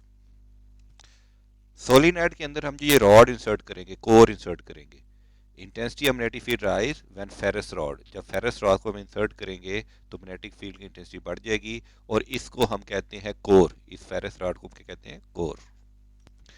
Introducing inside the solenoid, because अब ये मैग्नेटिक फील्ड इंटेंसिटी इंक्रीज क्यों जाती है? क्योंकि because magnetize owing the magnetic induction, ये जो हमारी कोर है ये खुद भी मैग्नेटाइज हो जाती है। तो the combination of the solenoid की मैग्नेटिक फील्ड और फेरस कोर की मैग्नेटिक फील्ड दोनों कंबाइन हो जाती हैं और दोनों कंबाइन होकर मैग्नेटिक फील्ड इंक्रीज हो जाती है। तो दोनों को जब हम कंबाइन कर लेते हैं तो ये कहलाता है हमारा इलेक्ट्रोमैग्नेट। ये हमारी जो फेरस कोर होती है, ये हमारी फेरस कोर होती है, ये कंसंट्रेट कर देती है all magnetic line of forces को थ्रू द सोलेनॉइड, कि तमाम मैग्नेटिक लाइन ऑफ फोर्सेस जो भी हैं वो सारी सोलेनॉइड के अंदर से गुजरेंगी, जिसकी वजह से एक होमोजीनियस मैग्नेटिक फील्ड क्रिएट होती है at the cross section of the core. Core के क्रॉस सेक्शन के अंदर इसके अंदर एक होमोजीनियस मैग्नेटिक फील्ड क्रिएट हो जाती है। आप इस डायग्राम में देख सकते हैं कि हमने एक कोर इंसर्ट की है तो कोर से तमाम मैग्नेटिक फील्ड अंदर होमोजेनाइज हो गई है और कोर के अंदर सोलेनॉइड की कोर के अंदर बहुत स्ट्रॉन्ग मैग्नेटिक फील्ड क्रिएट हो गई है और ये मैग्नेटिक फील्ड नॉर्थ से मर्ज होके साउथ में एंटर हो रही है। ये जो मैग्नेटिक लाइन ऑफ फोर्सेस होंगी ये begin to diverge the curving sharply outside the coil. तो कॉइल की आउटसाइड पे ये कर्व हो रहे हैं, मर्ज हो रही है, कर्व होके वापस साउथ में एंटर हो रही है। अगर हम फेरस कोर को रिमूव कर देंगे तो ये मैग्नेटिक लाइन ऑफ फोर्सेस भी वीक हो जाएंगी। तो इनका जो शॉर्प इनसाइड आउटसाइड कर्व है ये इनके अंदर गैप बहुत ज़्यादा इंक्रीज हो जाएगा। यानी कि अगर हम ये कोर रिमूव करते हैं तो ये ज़्यादा मैग्नेटिक लाइन ऑफ फोर्सेस यहाँ पे कम हो जाएगी। जैसे यहाँ पे आपको 1 2 3 4 5 नज़र आ रही है तो कोर रिमूव करने से यहाँ पे मे बी सिर्फ 3 फीट रह जाए, 2 रिमूव हो जाए, उनकी स्ट्रेंथ कम हो जाए तो इनका कर्व पैटर्न इंक्रीज हो जाएगा। आप इस डायग्राम में देख सकते हैं कि ये हमारा एक सोलेनॉइड है। सोलेनॉइड में आयरन की कोर इंसर्ट नहीं की बल्कि यहाँ पे एयर की कोर है। हमारे पास एयर की कोर है तो यहाँ पे मैग्नेटिक फील्ड लाइन ऑफ कम है, सिर्फ 2 कर्व आउट हो रहे हैं यहाँ पे देखें। लेकिन जब हमने एयर की कोर की जगह हमने आयरन की कोर डाली तो अब magnetic field line of forces ज़्यादा हो गई है। अब यहाँ पे 3 नज़र आ रही हैं जो कर्व हो रही हैं, बाकी यहाँ से इमर्ज भी ज़्यादा हो रही है। यहाँ पे 5 इमर्ज हो रही हैं, यहाँ पे 2 इमर्ज हो रही हैं और यहाँ पे 2 सर्कल बन रहे हैं और यहाँ पे 5 सर्कल बन रहे हैं। तो आयरन एयर कोर में मैग्नेटिक फील्ड वीक हो जाती है जबकि आयरन कोर या सिलिकॉन स्टील कोर में मैग्नेटिक फील्ड ज़्यादा स्ट्रॉन्ग हो जाती है। सो ये कॉमन नॉलेज है कि comparison of an air core, जैसे मैंने दिखाया एयर कोर सोलिनॉइड और magnetic field inside the ferrous core will be substantially stronger. कि फेरस कोर आयरन कोर की मैग्नेटिक फील्ड बहुत ज़्यादा स्ट्रॉन्ग होगी as compare to air core solenoid से। करंट कैन कंडक्टर है हमारे पास, इसका मैग्नेटिक फोर्स के कॉन्सेप्ट को हम एक्सप्लेन करेंगे। Drive an expression for a magnetic force acting per unit length on each current carrying conductor. हम एक एक्सप्रेशन भी ड्राइव करेंगे कि मैग्नेटिक फोर्स हर ईच कैरिंग कंडक्टर पे कैसे एक्ट करती है वह current flowing through parallel conductor. अगर करंट दो पैरेलल कंडक्टर में फ्लो कर रहा हो सेम डायरेक्शन या अपोजिट डायरेक्शन, जो आप अभी वीडियो में भी देख चुके हैं। अगर दो हमारे पैरेलल कंडक्टर हो और उनमें करंट फ्लो कर रहा हो तो दोनों की मैग्नेटिक फील्ड एक ही डायरेक्शन में बनेगी और दोनों पे एक फोर्स एक्ट करेगी, दोनों कंडक्टर एक फोर्स एक्ट करेंगे तो दो फोर्स परपेंडिकुलर होगी टू ईच अदर। जो फोर्स है वो राइट एंगल होगी both of current and magnetic field, current और मैग्नेटिक फील्ड दोनों के राइट एंगल होगी। अगर दो पैरेलल वायर्स में करंट सेम डायरेक्शन में जा रहा है then magnetic field between two wire oppose in direction. तो देखें इसकी अगर मैग्नेटिक फील्ड ऐसे मार रही है तो इसकी मैग्नेटिक फील्ड भी ऐसे बनेगी, तो सेंटर में दोनों की मैग्नेटिक फील्ड एक दूसरे को अपोज करेगी और वीक हो जाएगी। सेंटर में हमारी मैग्नेटिक फील्ड वीक हो जाएगी, बल्कि आउट ऑफ द वायर दोनों की मैग्नेटिक फील्ड वही रहेगी। अब सेंटर में मैग्नेटिक फील्ड वीक है, बाहर मैग्नेटिक फील्ड स्ट्रांग है, तो ये दोनों परपेंडिकुलर फोर्सेस एक्ट करेंगी वायर के और दोनों एक दूसरे की तरफ अट्रैक्ट हो जाएंगी। Therefore net magnetic field is weak, इनके सेंटर में मैग्नेटिक फील्ड वीक हो जाएगी। द मैग्नेटिक फील्ड और आउटर साइड इज स्ट्रॉन्गर, और मैं यहाँ पे वायर के बाहर जो मैग्नेटिक फील्ड है वो स्ट्रांग होगी then in between the wires, जिस वजह से एक मैग्नेटिक फोर्स एक्ट करेगी और current carrying conductor magnetic field from stronger to weaker, यानी कि स्ट्रॉन्ग यहाँ पे स्ट्रॉन्ग थी, स्ट्रॉन्ग से वीकर की तरफ, यहाँ पे स्ट्रॉन्ग थी, स्ट्रॉन्ग से वीकर की तरफ एक फोर्स अट्रैक्ट करेगी जिससे दोनों कंडक्टर आपस में अट्रैक्ट होंगे। आप बुक की इस डायग्राम में भी देख सकते हैं कि यहाँ पे दोनों मैग्नेटिक फील्ड एक दूसरे को अपोज कर रही हैं और यहाँ पे मैग्नेटिक फील्ड हमारी वीक हो गई है, बाहर मैग्नेटिक फील्ड वही है जिसकी वजह से दोनों वायर आपस में अट्रैक्ट होंगी। एक चीज नोट कीजिएगा, if two if the two current are equal in magnitude, ये दोनों वायर में जो पैरेलल वायर थी आपस जा रही है, अगर वो इक्वल इन मैग्नीट्यूड है तो neutral point will B Midway between the wires, उन दोनों के दरमियान यहाँ पे बिल्कुल सेंटर में जहाँ पे दोनों फील्ड एक दूसरे को कैंसिल आउट कर रही है, इसे हम कहेंगे न्यूट्रल पॉइंट। तो न्यूट्रल पॉइंट हमारे बिल्कुल दोनों फील्ड के सेंटर में होगा।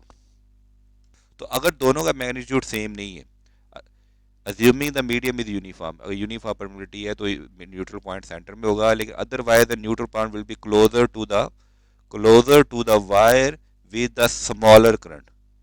दूसरी सूरत में न्यूट्रल पॉइंट उस वायर के पास होगा जिसमें करंट की मकदार कम है, जिसमें करंट की मकदार में सही अगर अज्यूम कर लेते हैं कि ये वाली जो हमारी वायर है इस पे करंट कम था, तो अब न्यूट्रल पॉइंट सेंटर में नहीं होगा, न्यूट्रल पॉइंट इसके करीब होगा।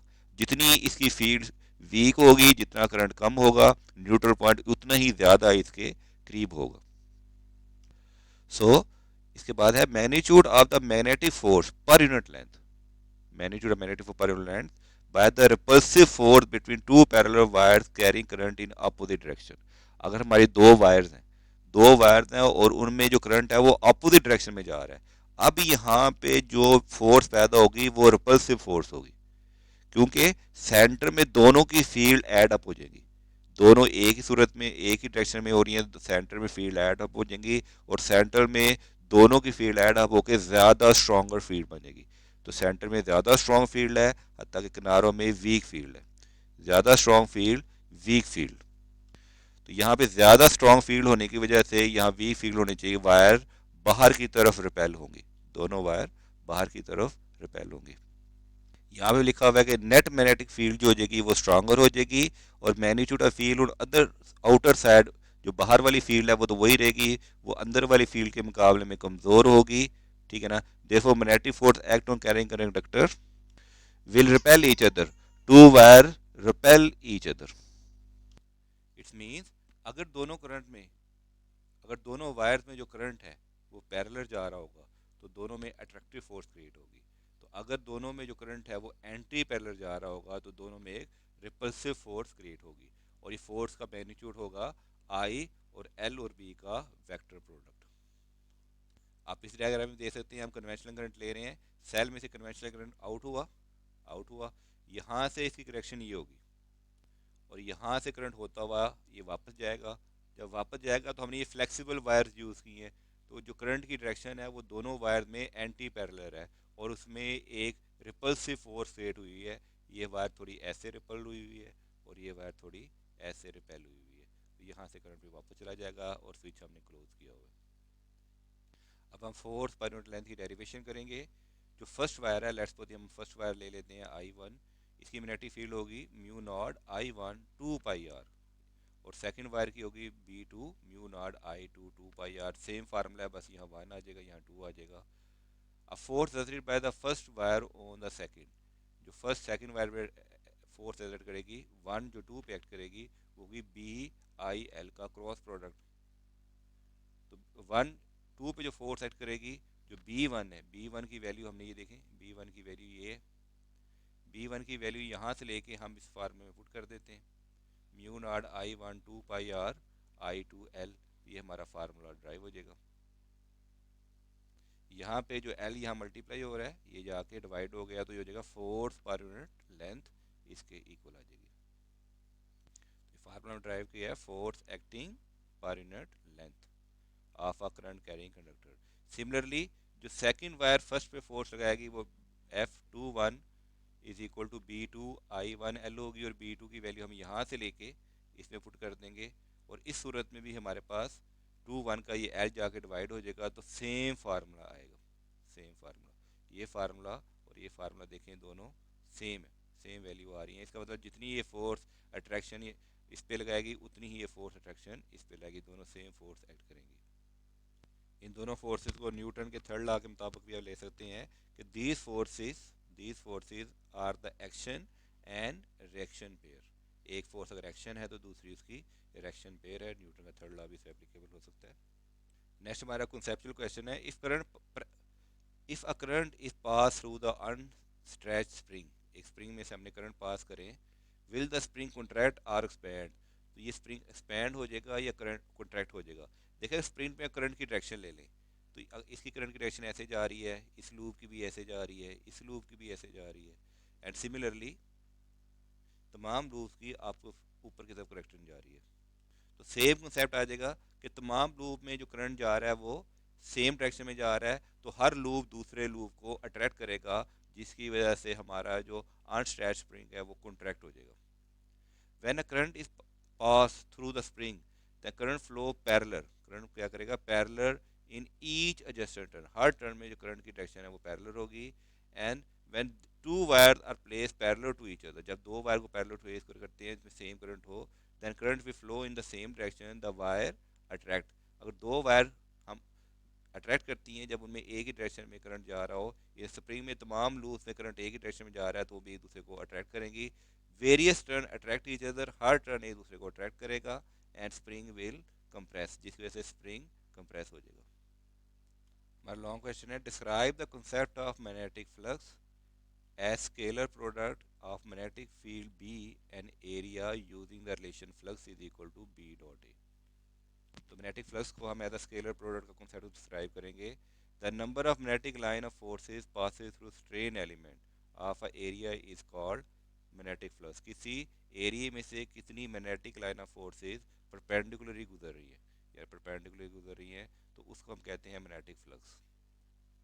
Magnetic flux is the scalar product, scalar product होता है बी डॉट ए, एरिया और magnetic field, magnetic line of forces field का, और बी डॉट ए इक्वल होता है B A cos theta. Unit जो होगा मैग्नेटिक फ्लक्स का होगा वेबर, तो 1 वेबर इक्वल होता है 1 न्यूटन मीटर पर अम्पेयर। अब स्पेशल केसेस देखते हैं कि मैग्नेटिक फ्लक्स मैक्सिमम तब कब होगा, अगर ये परपेंडिकुलर होगा, यानी कि एरिया का वेक्टर, ये देखिए ये परपेंडिकुलर का मतलब होता है एरिया का वेक्टर, तो एरिया का वेक्टर जो है वो 0 होगा, और जो हमारा एरिया है वो परपेंडिकुलर होगा, तो उस सूरत में मैक्सिमम फ्लक्स गुजरेगा बी ए कॉस 0। लेकिन अगर एरिया का वेक्टर, ये एरिया का वेक्टर आर, ये परपेंडिकुलर हो जाए और थीटा हमारा 90 डिग्री हो जाए, तो ये इस सूरत में हमारा मिनिमम फ्लक्स होगा। ये याद रखिएगा, ये एरिया का वेक्टर होता है, एरिया अगर परपेंडिकुलर है तो उसका वेक्टर हमारा 0 डिग्री पे होगा, और एरिया अगर हॉरिजॉन्टल है तो उसका वेक्टर हमारा 90 डिग्री पे होगा।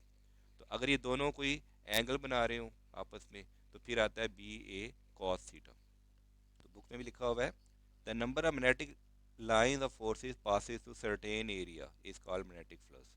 तो फार्मूला, मैक्सिमम फ्लक्स तब होगा जब इसका एरिया का वेक्टर 0 डिग्री का एंगल बनाएगा मैग्नेटिक फील्ड के साथ, और 0 फ्लक्स तब होगा जब एरिया का वेक्टर परपेंडिकुलर होगा मैग्नेटिक फील्ड के साथ।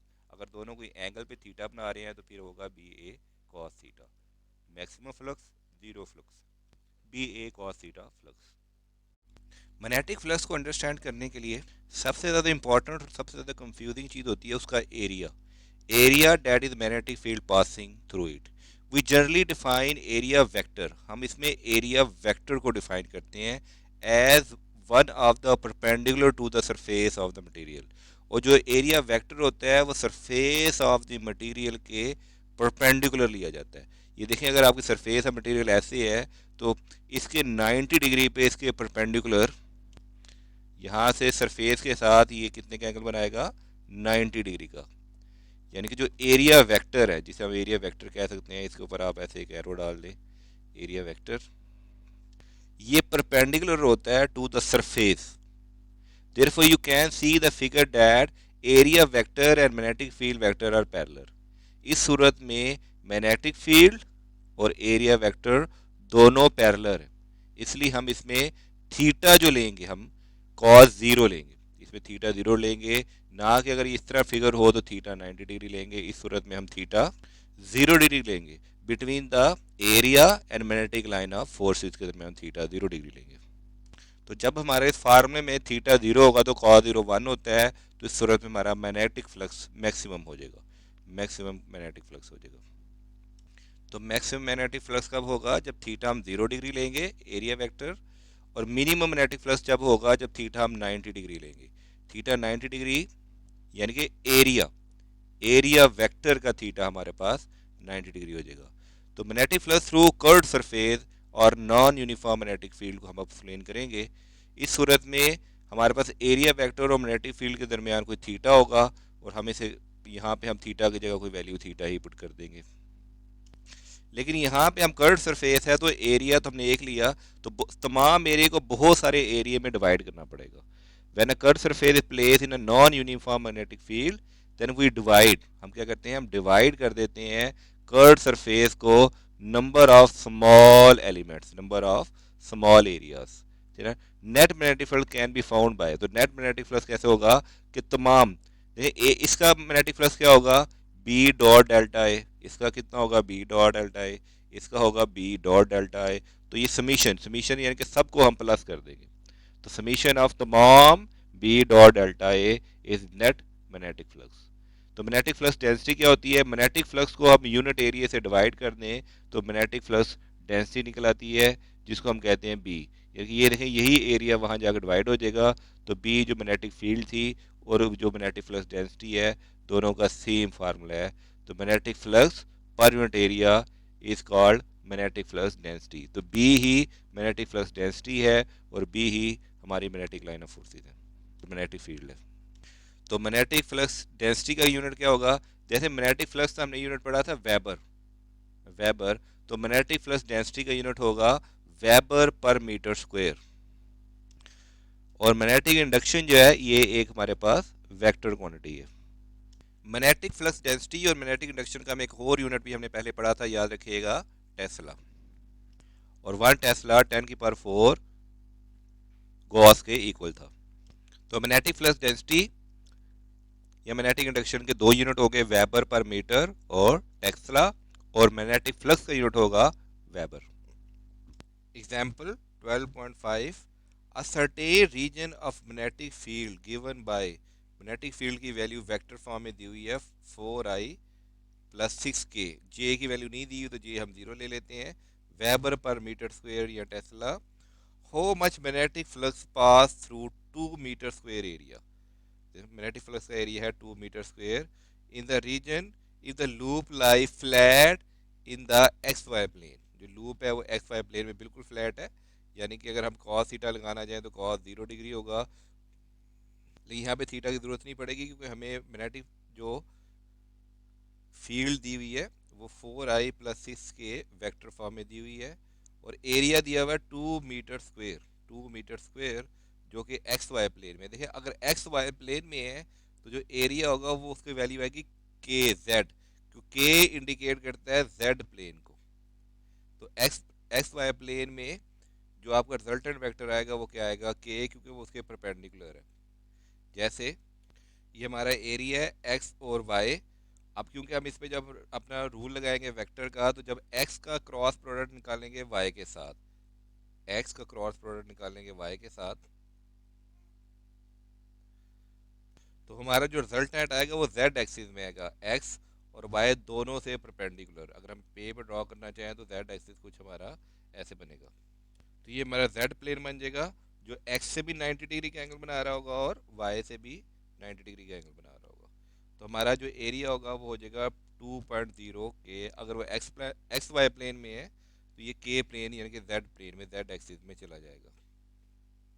याद रखिएगा वेक्टर फॉर्म में एक्स एक्सिस को हम आई से डिनोट करते हैं, वाई एक्सिस को हम जे से डिनोट करते हैं, जे वेक्टर यूनिट वेक्टर से, और जेड एक्सिस को हम के से डिनोट करते हैं, के वेक्टर से। तो क्वेश्चन बहुत ईजी है। हमने मैग्नेटिक फ्लक्स निकाला है, जो बी डॉट डेल्टा ए, बी की वैल्यू लिखी 4I+6K, और ए की वैल्यू लिखी 2K आप लिखना चाहे तब भी ठीक है, वरना से 0I 0J 0K भी लिख सकते हैं। और याद रखिए डॉट प्रोडक्ट में सिर्फ आई के साथ मल्टीप्लाई होगा, और इसमें जे है ही नहीं है, इसमें भी जे नहीं है, तो जे 0J 0J 0J आ जाएगा। तो 4I को जब 0I से मल्टीप्लाई करेंगे तो 0 आ जाएगा, और के साथ मल्टीप्लाई होगा, और के को जब के साथ मल्टीप्लाई किया तो 6 2 12 आ गया, 12, 6 2 12। और याद रखें I.I, J.J और K.K ये 1 होते हैं, तो K.K 1 आ गया। हमारी प्रॉपर्टी के मुताबिक K.K 1 आ गया, और 6 2 से मल्टीप्लाई किया तो आ गया 12, और मैग्नेटिक फ्लक्स का यूनिट होता है वेबर। तो हमारा आंसर आ गया वेबर। असाइनमेंट का सलूशन आपको इसी प्लेलिस्ट में मिल जाएगा। नेक्स्ट टॉपिक हमारा magnetic flux linkage. The product of magnetic flux को मल्टीप्लाई करेंगे हम, प्रोडक्ट निकालेंगे किसके साथ, नंबर ऑफ टर्न्स के साथ, तो क्या बन जाएगा हमारे पास magnetic flux linkage. Very easy. The magnetic flux linkage quantity commonly use for solenoid के लिए, कॉइल्स के लिए, ठीक है ना, और जिसमें हमारे नंबर ऑफ टर्न्स ज़्यादा होते हैं तो हम उसमें एन टर्न्स लेते हैं। जैसे हम जानते हैं कि मैग्नेटिक फ्लक्स डेंसिटी एक सिंगल वायर की, एक सिंगल टर्न की बहुत ही कम होती है। तो मैग्नेटिक फ्लक्स डेंसिटी बढ़ाने के लिए हम उसकी टर्न्स बढ़ा देते हैं। Increase the magnetic flux density by increasing the number of loops. तो मैग्नेटिक फ्लक्स हमने नंबर ऑफ टर्न्स को हमने लेट्स सपोज एन लिया, तो ये flux is equal to B A का फार्मूला, उसको दोनों साइड से एन से मल्टीप्लाई कर दिया, क्योंकि अब हमने उसके लूप्स इंक्रीज कर दिए। तो N flux is equal to N B A, जिसमें हमारे पास क्रॉस सेक्शनल एरिया को हम ए से रिप्रेजेंट कर रहे हैं, मैग्नेटिक फ्लक्स डेंसिटी को बी से रिप्रेजेंट कर रहे हैं, और not perpendicular the equation with used. तो इक्वेशन कैसे यूज होगी, मैग्नेटिक फ्लक्स लिंकेज को, फ्लक्स को जब एन से मल्टीप्लाई किया तो ये हो जाएगा मैग्नेटिक फ्लक्स लिंकेज, और फार्मूला हो जाएगा B A N cos theta. Cos theta तब लगाएंगे जब वो परपेंडिकुलर नहीं है, जब बी और ए आपस में कोई थीटा बना रहे हैं, ठीक है ना। एरिया याद रखिएगा, एरिया का हम वेक्टर लेंगे, और theta is the angle between the vector area and magnetic flux B. Magnetic flux linkage जिस फ्लक्स एन कहते हैं, इसका यूनिट होगा वेबर, वेबर यूनिट हो जाएगा फ्लक्स का, और एन के लिए यूनिट आ जाएगा टर्न्स, तो यूनिट हो जाएगा weber turns. Example 12.6, a solenoid circular cross sectional radius 0.8 metre square. ये देखिए यहाँ पे लिखा हुआ है रेडियस, ये क्रॉस सेक्शन रेडियस नहीं होगा, ये बुक में मिस प्रिंटिंग है, यहाँ पे लिखा है एरिया। तो ये होगा क्रॉस सेक्शन एरिया दिया हुआ है, यूनिट से बता रहा है, ये रेडियस नहीं है, 0.80 मीटर स्क्वायर। तो हमारा फार्मूला आपको मालूम है, मैग्नेटिक फ्लक्स लिंकेज का flux into N B A N, तो एरिया में दिया हुआ है, एरिया 0.80 मीटर स्क्वायर, यहाँ पे टाइपिंग बिल्कुल ठीक है। एट 300 टर्न्स, और टर्न्स हमें दिए हुए हैं 300 टर्न्स, ठीक है ना। इस facing perpendicular to the magnetic field density, और मैग्नेटिक फील्ड डेंसिटी दी हुई है 4 मिली टेस्ला। मिली का मतलब होता है 10⁻³ 10⁻³ टेस्ला। तो बी भी आ गया, तो इसमें वैल्यू पुट कर देते हैं। मैग्नेटिक फ्लक्स लिंकेज हमने निकालना है, मैग्नेटिक फ्लक्स लिंकेज निकालने के लिए इसका मतलब फ्लक्स इंटू एन निकालना है, जिसका फार्मूला होगा बी ए एन। थीटा नहीं दिया हुआ तो हम थीटा वाला फार्मूला यूज़ नहीं करेंगे, और बी हो जाएगा 4 × 10⁻³ टेस्ला, यहाँ पे दिया हुआ है। एरिया में दिया हुआ है 0.80 मीटर स्क्वायर, और साथ में नंबर ऑफ टर्न दिए हुए हैं 300। आप सिंपली तीनों को कैलकुलेटर पे मल्टीप्लाई कर लें, आपका आंसर आ जाएगा। असाइनमेंट आपको इसी प्लेलिस्ट में मिल जाएगी। हमारा नेक्स्ट क्वेश्चन है, state and explain Friday law of electromagnetic induction in which change a magnetic flux, जिसमें हम जब चेंज मैग्नेटिक फ्लक्स करते हैं तो उससे इंड्यूस ईएमएफ पैदा होता है। इंड्यूस ईएमएफ पैदा होता है जब मैग्नेटिक फ्लक्स को चेंज करते हैं, या rate of change of magnetic flux per unit time.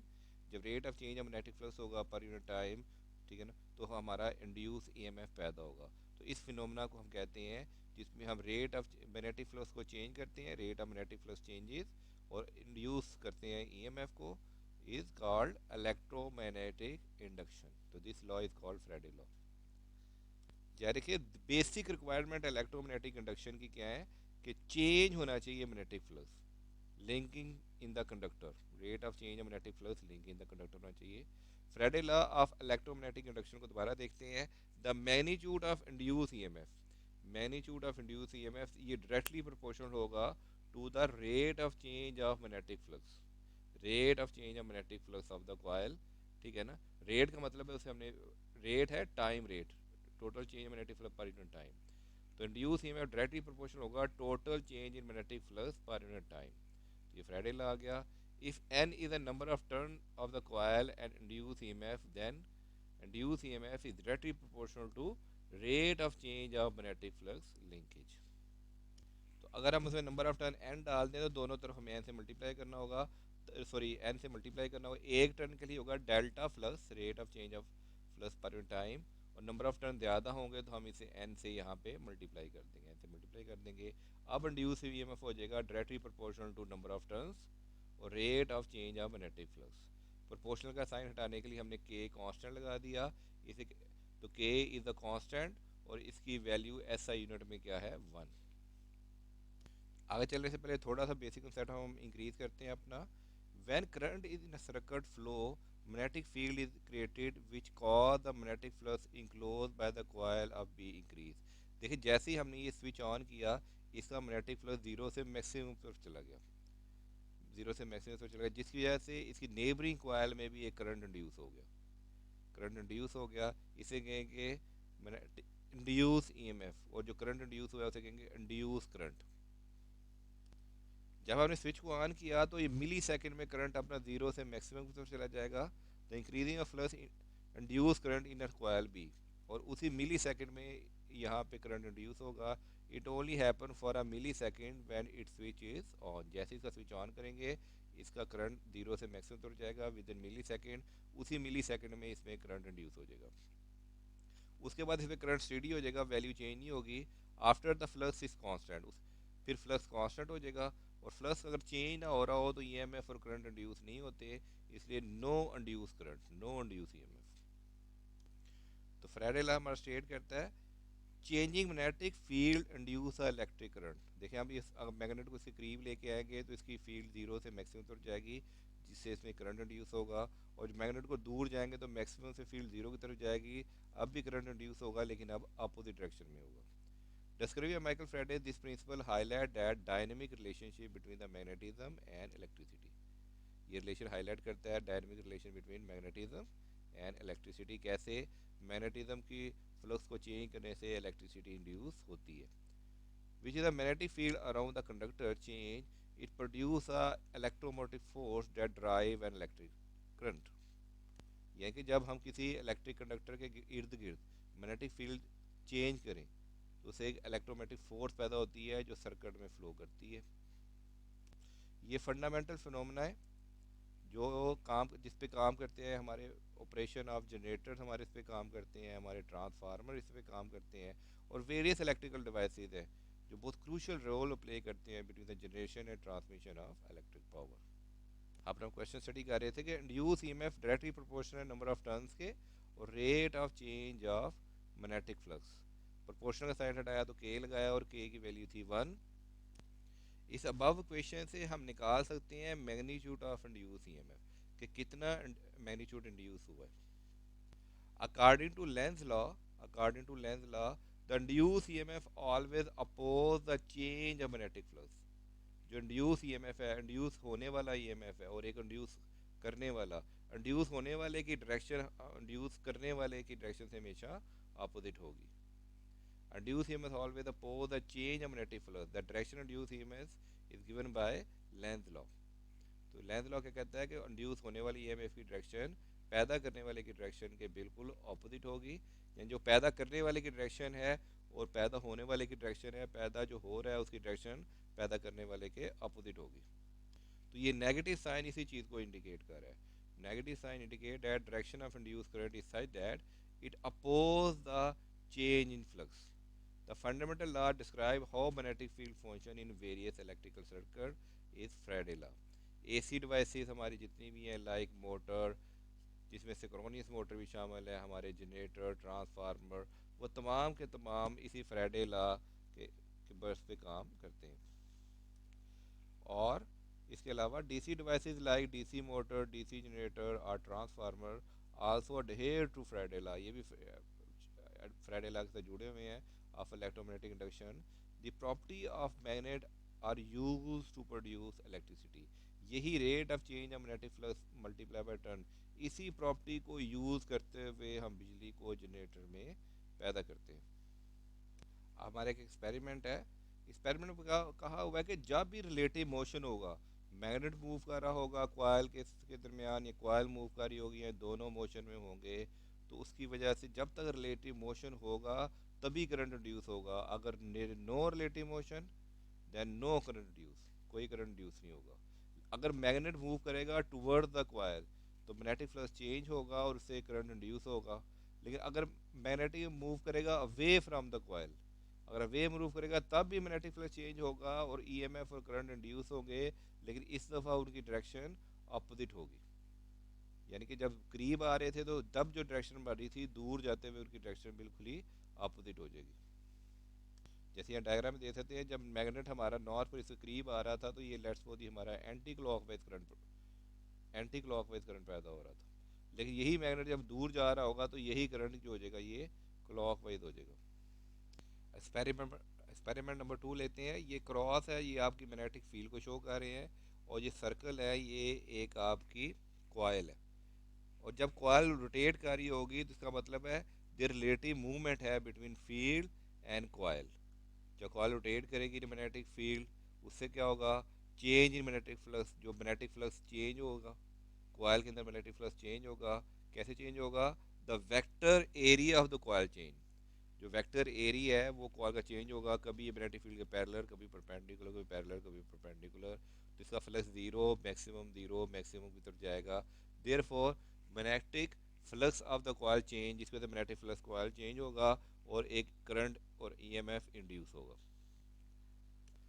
Experiment number 3 में ईएमएफ जनरेटेड में चेंजिंग मैग्नेटिक फील्ड इन ट्रांसफार्मर। ट्रांसफार्मर लेंगे जिसमें हमारे पास दो कॉइल्स हैं, एक में हम फ्लक्स को चेंज करेंगे और दूसरे में करंट को इंड्यूस करेंगे। यहाँ आप डायग्राम में देख सकते हैं, ये हमारी प्राइमरी कॉइल है, ये हमारी सेकेंडरी कॉइल है। ट्रांसफार्मर इसी प्रिंसिपल पे काम करते हैं। जैसे ही हम स्विच क्लोज करेंगे, जैसे ही हम स्विच क्लोज करेंगे, ठीक है ना, तो यहाँ से करंट जीरो से मैक्सिमम की तरफ जाएगा, जिसका इसका फ्लक्स भी जीरो से मैक्सिमम की तरफ जाएगा।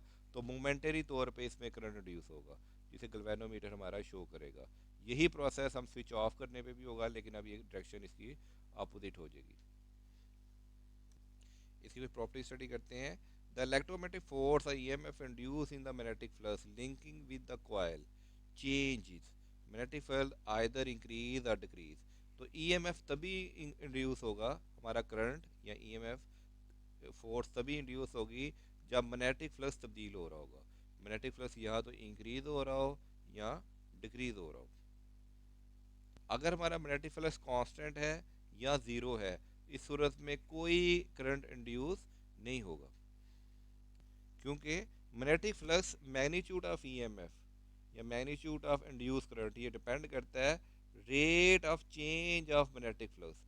कितना rate of change of magnetic flux ज़्यादा होगा, उतना ही मैग्नीट्यूड ऑफ ईएमएफ और मैग्नीट्यूड ऑफ इंड्यूस करंट ज़्यादा होगा। और जो हमारा इंड्यूस ईएमएफ है, इंड्यूस करंट है यार, कि ये रेजिस्टेंस या रजिस्टिविटी पे डिपेंड नहीं करता, ये इंडिपेंडेंट होता है रेजिस्टेंस रजिस्टिविटी पे। ये डिपेंड करता है सिर्फ rate of change of magnetic flux of the conductor पे। तो इंड्यूस करंट जो होगा वो भी फार्मूला में मालूम है, V is equal to I R से निकला है, I is equal to E over R, depend upon resistance and resistivity of the circuit. Induce EMF जो है ये रेजिस्टेंस और रजिस्टिविटी पे डिपेंड नहीं करता, लेकिन इंड्यूस करंट जो है वो रेजिस्टेंस और रजिस्टिविटी पे डिपेंड करता है। क्योंकि रेजिस्टेंस और रजिस्टिविटी ज़्यादा होगी तो इलेक्ट्रॉन को फ्लो करने में ज़्यादा प्रॉब्लम होगी, तो हमारा करंट कम पैदा होगा। लेकिन इंड्यूस ईएमएफ रेजिस्टेंस रजिस्टिविटी पे डिपेंड नहीं करता। हमारा लास्ट पॉइंट है, when magnetic flux of conductor change, जब भी जब rate of change of magnetic flux होगा, मैग्नेटिक फ्लक्स किसी कंडक्टर का तब्दील होगा, तो इंड्यूस ईएमएफ हमेशा पैदा होगा। इंड्यूस ईएमएफ हमेशा पैदा होगा, लेकिन करंट सिर्फ उसी सूरत में इंड्यूस करंट पैदा होगा जब सर्किट क्लोज होगा। ये क्लोज है, इलेक्ट्रॉन अगर जाएंगे तो इलेक्ट्रॉन को पूरा पाथ मिलना चाहिए। इंड्यूस करंट सिर्फ उसी सूरत में होगा जब सर्किट हमारा क्लोज होगा और या कि सर्किट हमारा ऑन होगा, और सर्किट हमारा ऑफ हो या ओपन हो तो करंट पैदा नहीं होगा लेकिन इंड्यूस ईएमएफ पैदा हो जाएगा। अब हम स्टडी करेंगे factors affecting the magnitude of induce EMF. कौन सी ऐसी चीज़ें हैं जो अफेक्ट करेंगी magnitude of EMF. Induce EMF depend upon speed of movement of the conductor, जितनी स्पीड ज़्यादा होगी उतना इंड्यूस ईएमएफ की वैल्यू ज़्यादा होगी। Number to, induce EMF depend upon length of the conductor inside the magnetic field, जितनी length ज़्यादा होगी उतना इंड्यूस ईएमएफ ज़्यादा होगा। यानी कि ज़्यादा आप टर्न ले लें, ज़्यादा कॉइल ले लें, नंबर ऑफ टर्न इंक्रीज करने से इंड्यूस ईएमएफ इंक्रीज हो जाएगा। Induce EMF depend upon rate of change of magnetic flux, जितना मैग्नेटिक फ्लक्स का रेट ऑफ चेंज ज़्यादा होगा उतना ही इंड्यूस ईएमएफ ज़्यादा होगा। Number so induce EMF can be increase by increasing the strength of external magnetic field, जो magnetic field की अगर स्ट्रेंथ इंक्रीज कर दें, हम बड़ा मैग्नेट लगा दें, स्ट्रॉन्ग मैग्नेट लगा दें, तब इंड्यूस ईएमएफ ज़्यादा होगा। And induce EMF increase by increasing the area of the coil, coil का एरिया हम ज़्यादा कर दें तो तब भी इंड्यूस ईएमएफ ज़्यादा हो जाएगा। हमारा नेक्स्ट लॉन्ग क्वेश्चन है कि डिस्क्राइब करें कि direction of induce current can be predicted by Lenz law. Induce current की डायरेक्शन को हमने प्रेडिक्ट करना है बाय हमारा लेंज लॉ है, law of conservation energy. Law of conservation ये कहता है कि energy can not be created not be destroyed but can be converted from one form to another, but it can be change from one form to another. Energy ना तो पैदा होती है ना डिस्ट्रॉय होती है, लेकिन एक फॉर्म से दूसरी फॉर्म में तब्दील हो जाती है। तो Lenz law state that direction of current in such that it oppose the change in the magnetic flux, वो मैग्नेटिक फ्लक्स में जो चेंज हो रहा है, पैदा होने वाला करंट उस चेंज को अपोज करेगा। So an effort is required to work against the opposing forces, हमें कोई जोर लगाना पड़ेगा, हमें एफर्ट करनी पड़ेगी उस अपोजिंग फोर्स के अगेंस्ट, उस अपोजिंग फोर्सेस के अगेंस्ट हमें कोई एफर्ट करनी पड़ेगी और वो हमारी एफर्ट कन्वर्ट हो जाएगी इलेक्ट्रिकल एनर्जी में। This work lead to changes magnetic flux hence electric current induce. और ये हमने फर्स्ट हमने जो फोर्स लगाई, हमने जो वर्क किया है, वो मैग्नेटिक फ्लक्स में तब्दीली पैदा होगा और वो हमारा वर्क जो है वो इलेक्ट्रिक करंट की फॉर्म में कन्वर्ट हो जाएगा। मैकेनिकल एनर्जी हमारे हैंड की, हमारे मोशन की, हमने मैग्नेट को मूव करने के लिए जो एक्स्ट्रा एनर्जी लगाई है और इस अट्रैक्शन रिपल्शन को ओवरकम किया है, हमारे हैंड की जो मैकेनिकल एनर्जी है, वो मैकेनिकल एनर्जी कन्वर्ट होगी into equivalent amount of electrical energy. जितनी हमने मैकेनिकल एनर्जी दी है वो यहाँ पे इलेक्ट्रिकल एनर्जी की सूरत में कन्वर्ट होके आएगी। तो यहाँ पे एनर्जी पैदा नहीं हुई, मैकेनिकल एनर्जी इलेक्ट्रिकल एनर्जी में तब्दील हुई है। इट्स मीन है लेंज लॉ ये फॉलो करता है law of conservation of energy. Next हमारा टॉपिक है फ्लेमिंग लेफ्ट हैंड रूल, जिसकी आपने वीडियो देख ली होगी। तो अगर हम स्ट्रेच करें अपनी फोर फिंगर, मिडल फिंगर और थंब को, तो हमारी जो राइट हैंड रूल के then left right angle to, ठीक है ना, और वो तीनों आपस में 90 डिग्री का एंगल बना रहे हैं। देखें, फोर फिंगर, मिडिल फिंगर और थंब तीनों परपेंडिकुलर हैं और तीनों 90 डिग्री के एंगल बना रहे हैं। अगर फोर फिंगर पॉइंट करेगी डायरेक्शन ऑफ मैग्नेटिक फील्ड, ये हमारी फोर फिंगर है, ये पॉइंट करिए direction of the magnetic field. मिगर finger point करेगी डायरेक्शन ऑफ द करंट, तो थंब पॉइंट कर रहा होगा डायरेक्शन ऑफ द फोर्स। थोड़ा एक्स्ट्रा कंसेप्चुअल क्वेश्चन लेते हैं लेंथ लॉ और फ्राइडे लॉ के रिलेशन के लिए।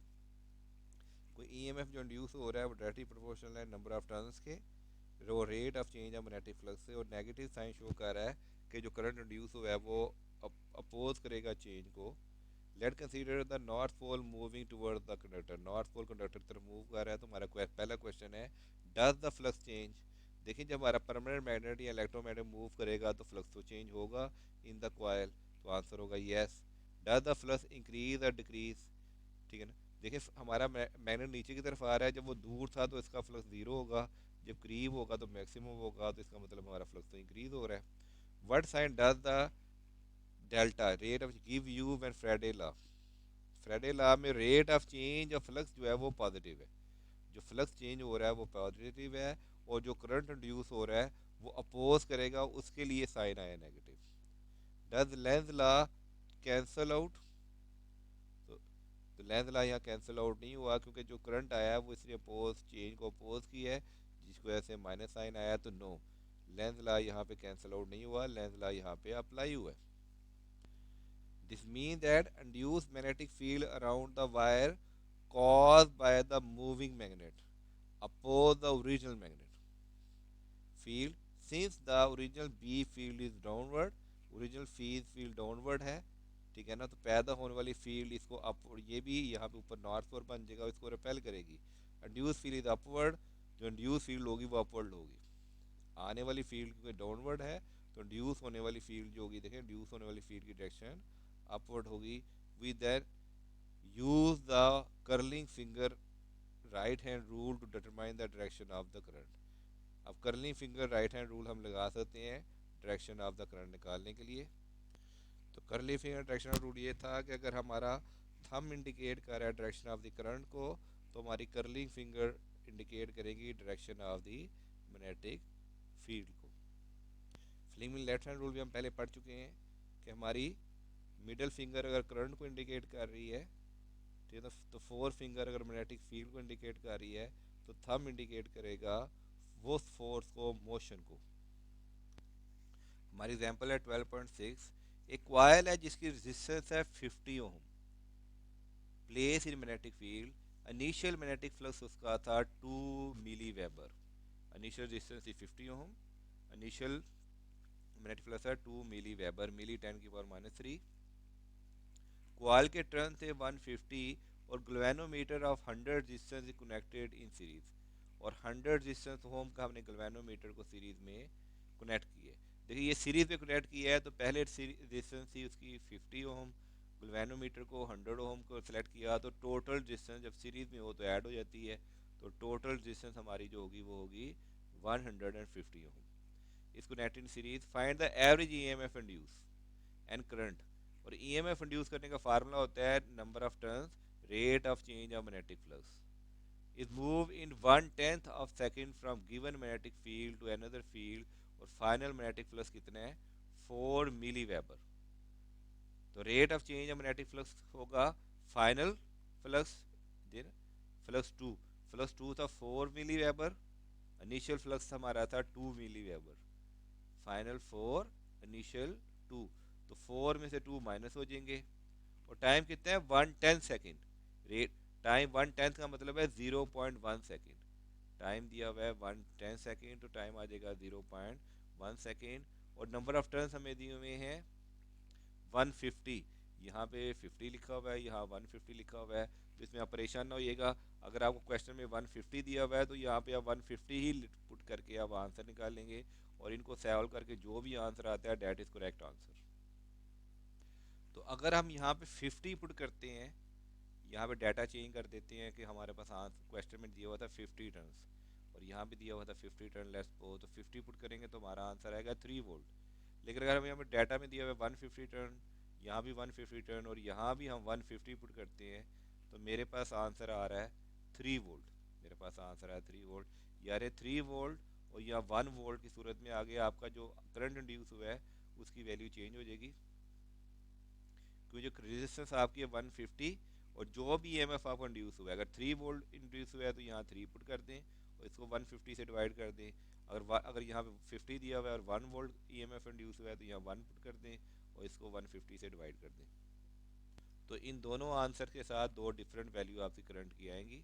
आगे मेरे पास ये क्वेश्चन सॉल्व नहीं होगा, आप इसे मैनुअली खुद भी सॉल्व कर सकते हैं। यहाँ पे कि ईएमएफ लेट्स सपोज हमारे पास 3 वोल्ट था, अगर ईएमएफ 3 वोल्ट था और रेजिस्टेंस थी 150, हम डाटा के लिहाज से ले लेते हैं, हम ये वैल्यू स्किप कर देते हैं, कि ये वैल्यू स्किप कर देते हैं फिलहाल। तो यहाँ 150 है, यहाँ 150 है, तो यहाँ भी 150 ले लेते हैं, जिसे 3 वोल्ट आ जाएगा, और 3 को 150 से डिवाइड कर दें तो आपको करंट आ जाएगा। तो 3 को 150 से डिवाइड करने से आंसर आ रहा है मेरे पास 0.02 अम्पेयर। नेक्स्ट हमारा टॉपिक है सिस्मोमीटर। अराउंड 1906 में Russian empire noble man inventor जिसका नाम था गैलिट्जिन, इसने इन्वेंट किया था seismometer. First create the system base on Faraday law, Faraday law के बेस पे इसने इन्वेंट किया था ऑफ इलेक्ट्रोमैग्नेटिक इंडक्शन। ये डिवाइस हमारी यूज होती थी अर्थक्वेक, एक्सप्लोजन और अदर अर्थ शेकिंग इवेंट्स की रिकॉर्डिंग के लिए, उनकी सिस्मिक वेव जो पैदा होती है उसकी रिकॉर्डिंग और उसकी मेजरमेंट के लिए। ये इलेक्ट्रोमैटिक सेंसर इसमें लगा हुआ था जो सिस्मोग्राफ कन्वर्ट कर देता था मूवमेंट, जो जंजला आया है, जो अर्थ में एक्सप्लोजन या कुछ अर्थक्वेक्स आई हैं, उसको इलेक्ट्रिकल सिग्नल में तब्दील कर देता था। आप इस डायग्राम में देख सकते हैं, अगर अर्थक्वेक हुई है, अर्थ ऐसे ऐसे वाइब्रेट कर रही है किसी वजह से, तो ये जो मैग्नेट है और ये इलेक्ट्रोमैग्नेट है, मैग्नेट इसमें ऊपर नीचे मूव करेगा, मैग्नेट मूव करेगा तो मैग्नेटिक का फ्लक्स इस कॉयल में से जो चेंज हो जाएगा, रेट ऑफ चेंज या मैग्नेटिक फ्लक्स की वजह से इन दोनों वायर में करंट इंड्यूस होगा, जो आगे हमारा कंप्यूटर या हमारी मशीन मेजर कर लेंगी। जितना ज़्यादा तेज़ अर्थक्वेक होगा उतना ज़्यादा करंट इंड्यूस होगा। अर्थक्वेक एक्सप्लोजन की जो वेव्स हैं, जितनी ज़्यादा वेव्स आएंगी उतना ज़्यादा करंट इंड्यूस होगा, क्योंकि ये मैग्नेट और ये हमारी मैग्नेट की मूवमेंट से और हमारे कॉइल की मूवमेंट से, इन दोनों के रिलेटिव मोशन से हमारे पास करंट इंड्यूस होगा।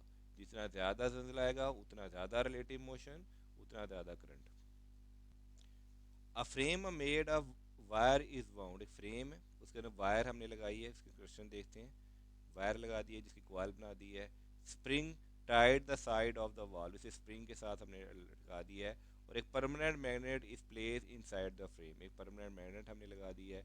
इन such a way that coil can oscillate freely, ऐसे हमने इसकी सेटिंग की है स्प्रिंग के साथ। ये देखें, हमने कॉइल को लगाया कि जब से ही कोई जंजला या अर्थक्वेक या वेव्स आएंगी तो ये कॉइल फ्रीली ऐसे ऊपर नीचे ऑसिलेट हो सकती है, वाइब्रेट हो सकती है। When the earth vibrate due to earthquake, जैसे ही अर्थ वाइब्रेट होगी अर्थक्वेक की वजह से, रिलेटिव मोशन होगा between magnet and the coil, magnet और कॉइल के दरमियान रिलेटिव मोशन होगा। इस रिलेटिव मोशन की वजह से चेंज ऑफ मैग्नेटिक फ्लक्स होगा, और जिसकी वजह से एक ईएमएफ इंड्यूस होगा, ईएमएफ इंड्यूस होगा और current in the coil according to Faraday law of electromagnetic induction. तो इसमें ईएमएफ और इंड्यूस करंट पैदा होगा according to Faraday law of electromagnetic. Induce current is given a standard certain value record, जो यहाँ पे करंट आ रहा है ये हम रिकॉर्ड कर लेंगे, रिकॉर्ड कर लेंगे और ग्राफ कर लेंगे, उससे पता चल जाएगा कि किस शिद्दत का अर्थक्वेक या एक्सप्लोजन हुआ है। प्रैक्टिकली देखने में कोई डायग्राम ऐसे होती है, वो उसका क्रॉस सेक्शन था। कुछ एक्स्ट्रा conceptual क्वेश्चन देखते हैं। What are the value of magnetic field inside and outside of current carrying solenoid. Current carrying solenoid है, इसे पता है नॉर्थ से हमारे फील्ड आउट होती हैं, ये हमारा नॉर्थ है, जाती हैं साउथ में जाकर दाखिल हो जाती हैं और फिर अंदर। अगर हमारा सोलेनोइड नॉर्मल साइज का हो तो जितनी मैग्नेटिक फील्ड फोर्स हैं वो नॉर्थ से आउट होंगी, सर्कल में जाएंगी और साउथ में दाखिल हो जाएंगी। लेकिन for a very long solenoid magnetic field outside will be zero, बहुत लंबा, इसकी लेंथ बहुत ज़्यादा कर दें तो यहाँ पे इसके आउटसाइड इस रीजन में इस रीजन में इस रीजन में मैग्नेटिक फील्ड ऑलमोस्ट जीरो हो जाएंगी। कोई जैसे ही फील्ड निकलेगी वो इसके साथ साथ ऐसे मूव करके यहाँ पे ही वापस दाखिल हो जाएगी, साथ साथ मूव करके दाखिल हो जाएगी। तो mainly magnetic field will present only inside. निकली है बहुत लॉन्ग सोलिनोइड हमने कर दिया है, थोड़ा सा बाहर गया, बाकी नियरली इनसाइड है सोलिनोइड के, बाकी यहाँ पे इस एरिया में कोई फील्ड नहीं होगी। The magnetic field outside real solenoid less dense, और रियल सोलिनोइड में जो बाहर मैग्नेटिक फील्ड होती हैं वो लेस डेंस होती हैं then the outside solenoid. Often one is only concentrated the field inside, कुछ तो ऐसी होती हैं जिसमें सारी की फील्ड अंदर ही कंसंट्रेट होती है, बाहर तो बहुत थोड़ी सी है, मेनली अंदर की तरफ ही सारी होंगी। Which is approximately constant. Deviation occur near the edges, edges पे थोड़ी डेविएशन अकर होती है क्योंकि यहाँ पे थोड़ी सी मर्ज होकर ऐसे बेंड हो रही हैं। So using an infinity long solenoid is a good model, एक लामहदूद लंबा सोलिनोइड ले लिया जाए तो ये बहुत ही अच्छा मॉडल है, जिसमें हम अज्यूम कर लेंगे कि आउटसाइड फील्ड ना होने के बराबर है। नेक्स्ट ऐसा क्वेश्चन है, does induce EMF in a circuit depend upon resistance. ये भी पढ़ के आए हैं हम कि no, EMF does not depend upon the circuit. जो इंड्यूस ईएमएफ है वो सर्किट की रेजिस्टेंस पे डिपेंड नहीं करता, वो डिपेंड करता है rate of change of flux और नंबर ऑफ टर्न पे। तो induce EMF depend upon number of turn and rate of change of magnetic flux of the coil. Induce circuit does not depend upon the resistance. Does induce current depend upon the resistance, yes. Induce current जो होता है वो resistance पे depend करता है। अगर हमारा circuit open हो, ऑफ हो, तो करंट पैदा ही नहीं होगा, करंट पैदा ही नहीं होगा। करंट भी इंड्यूस करंट सिर्फ उस सूरत में पैदा होगा कि सर्किट क्लोज हो, और इंड्यूस करंट रेजिस्टेंस पे डिपेंड करता है। इंड्यूस करंट का फार्मूला होगा I is equal to E over R, तो ये रेजिस्टेंस पे डिपेंड करता है।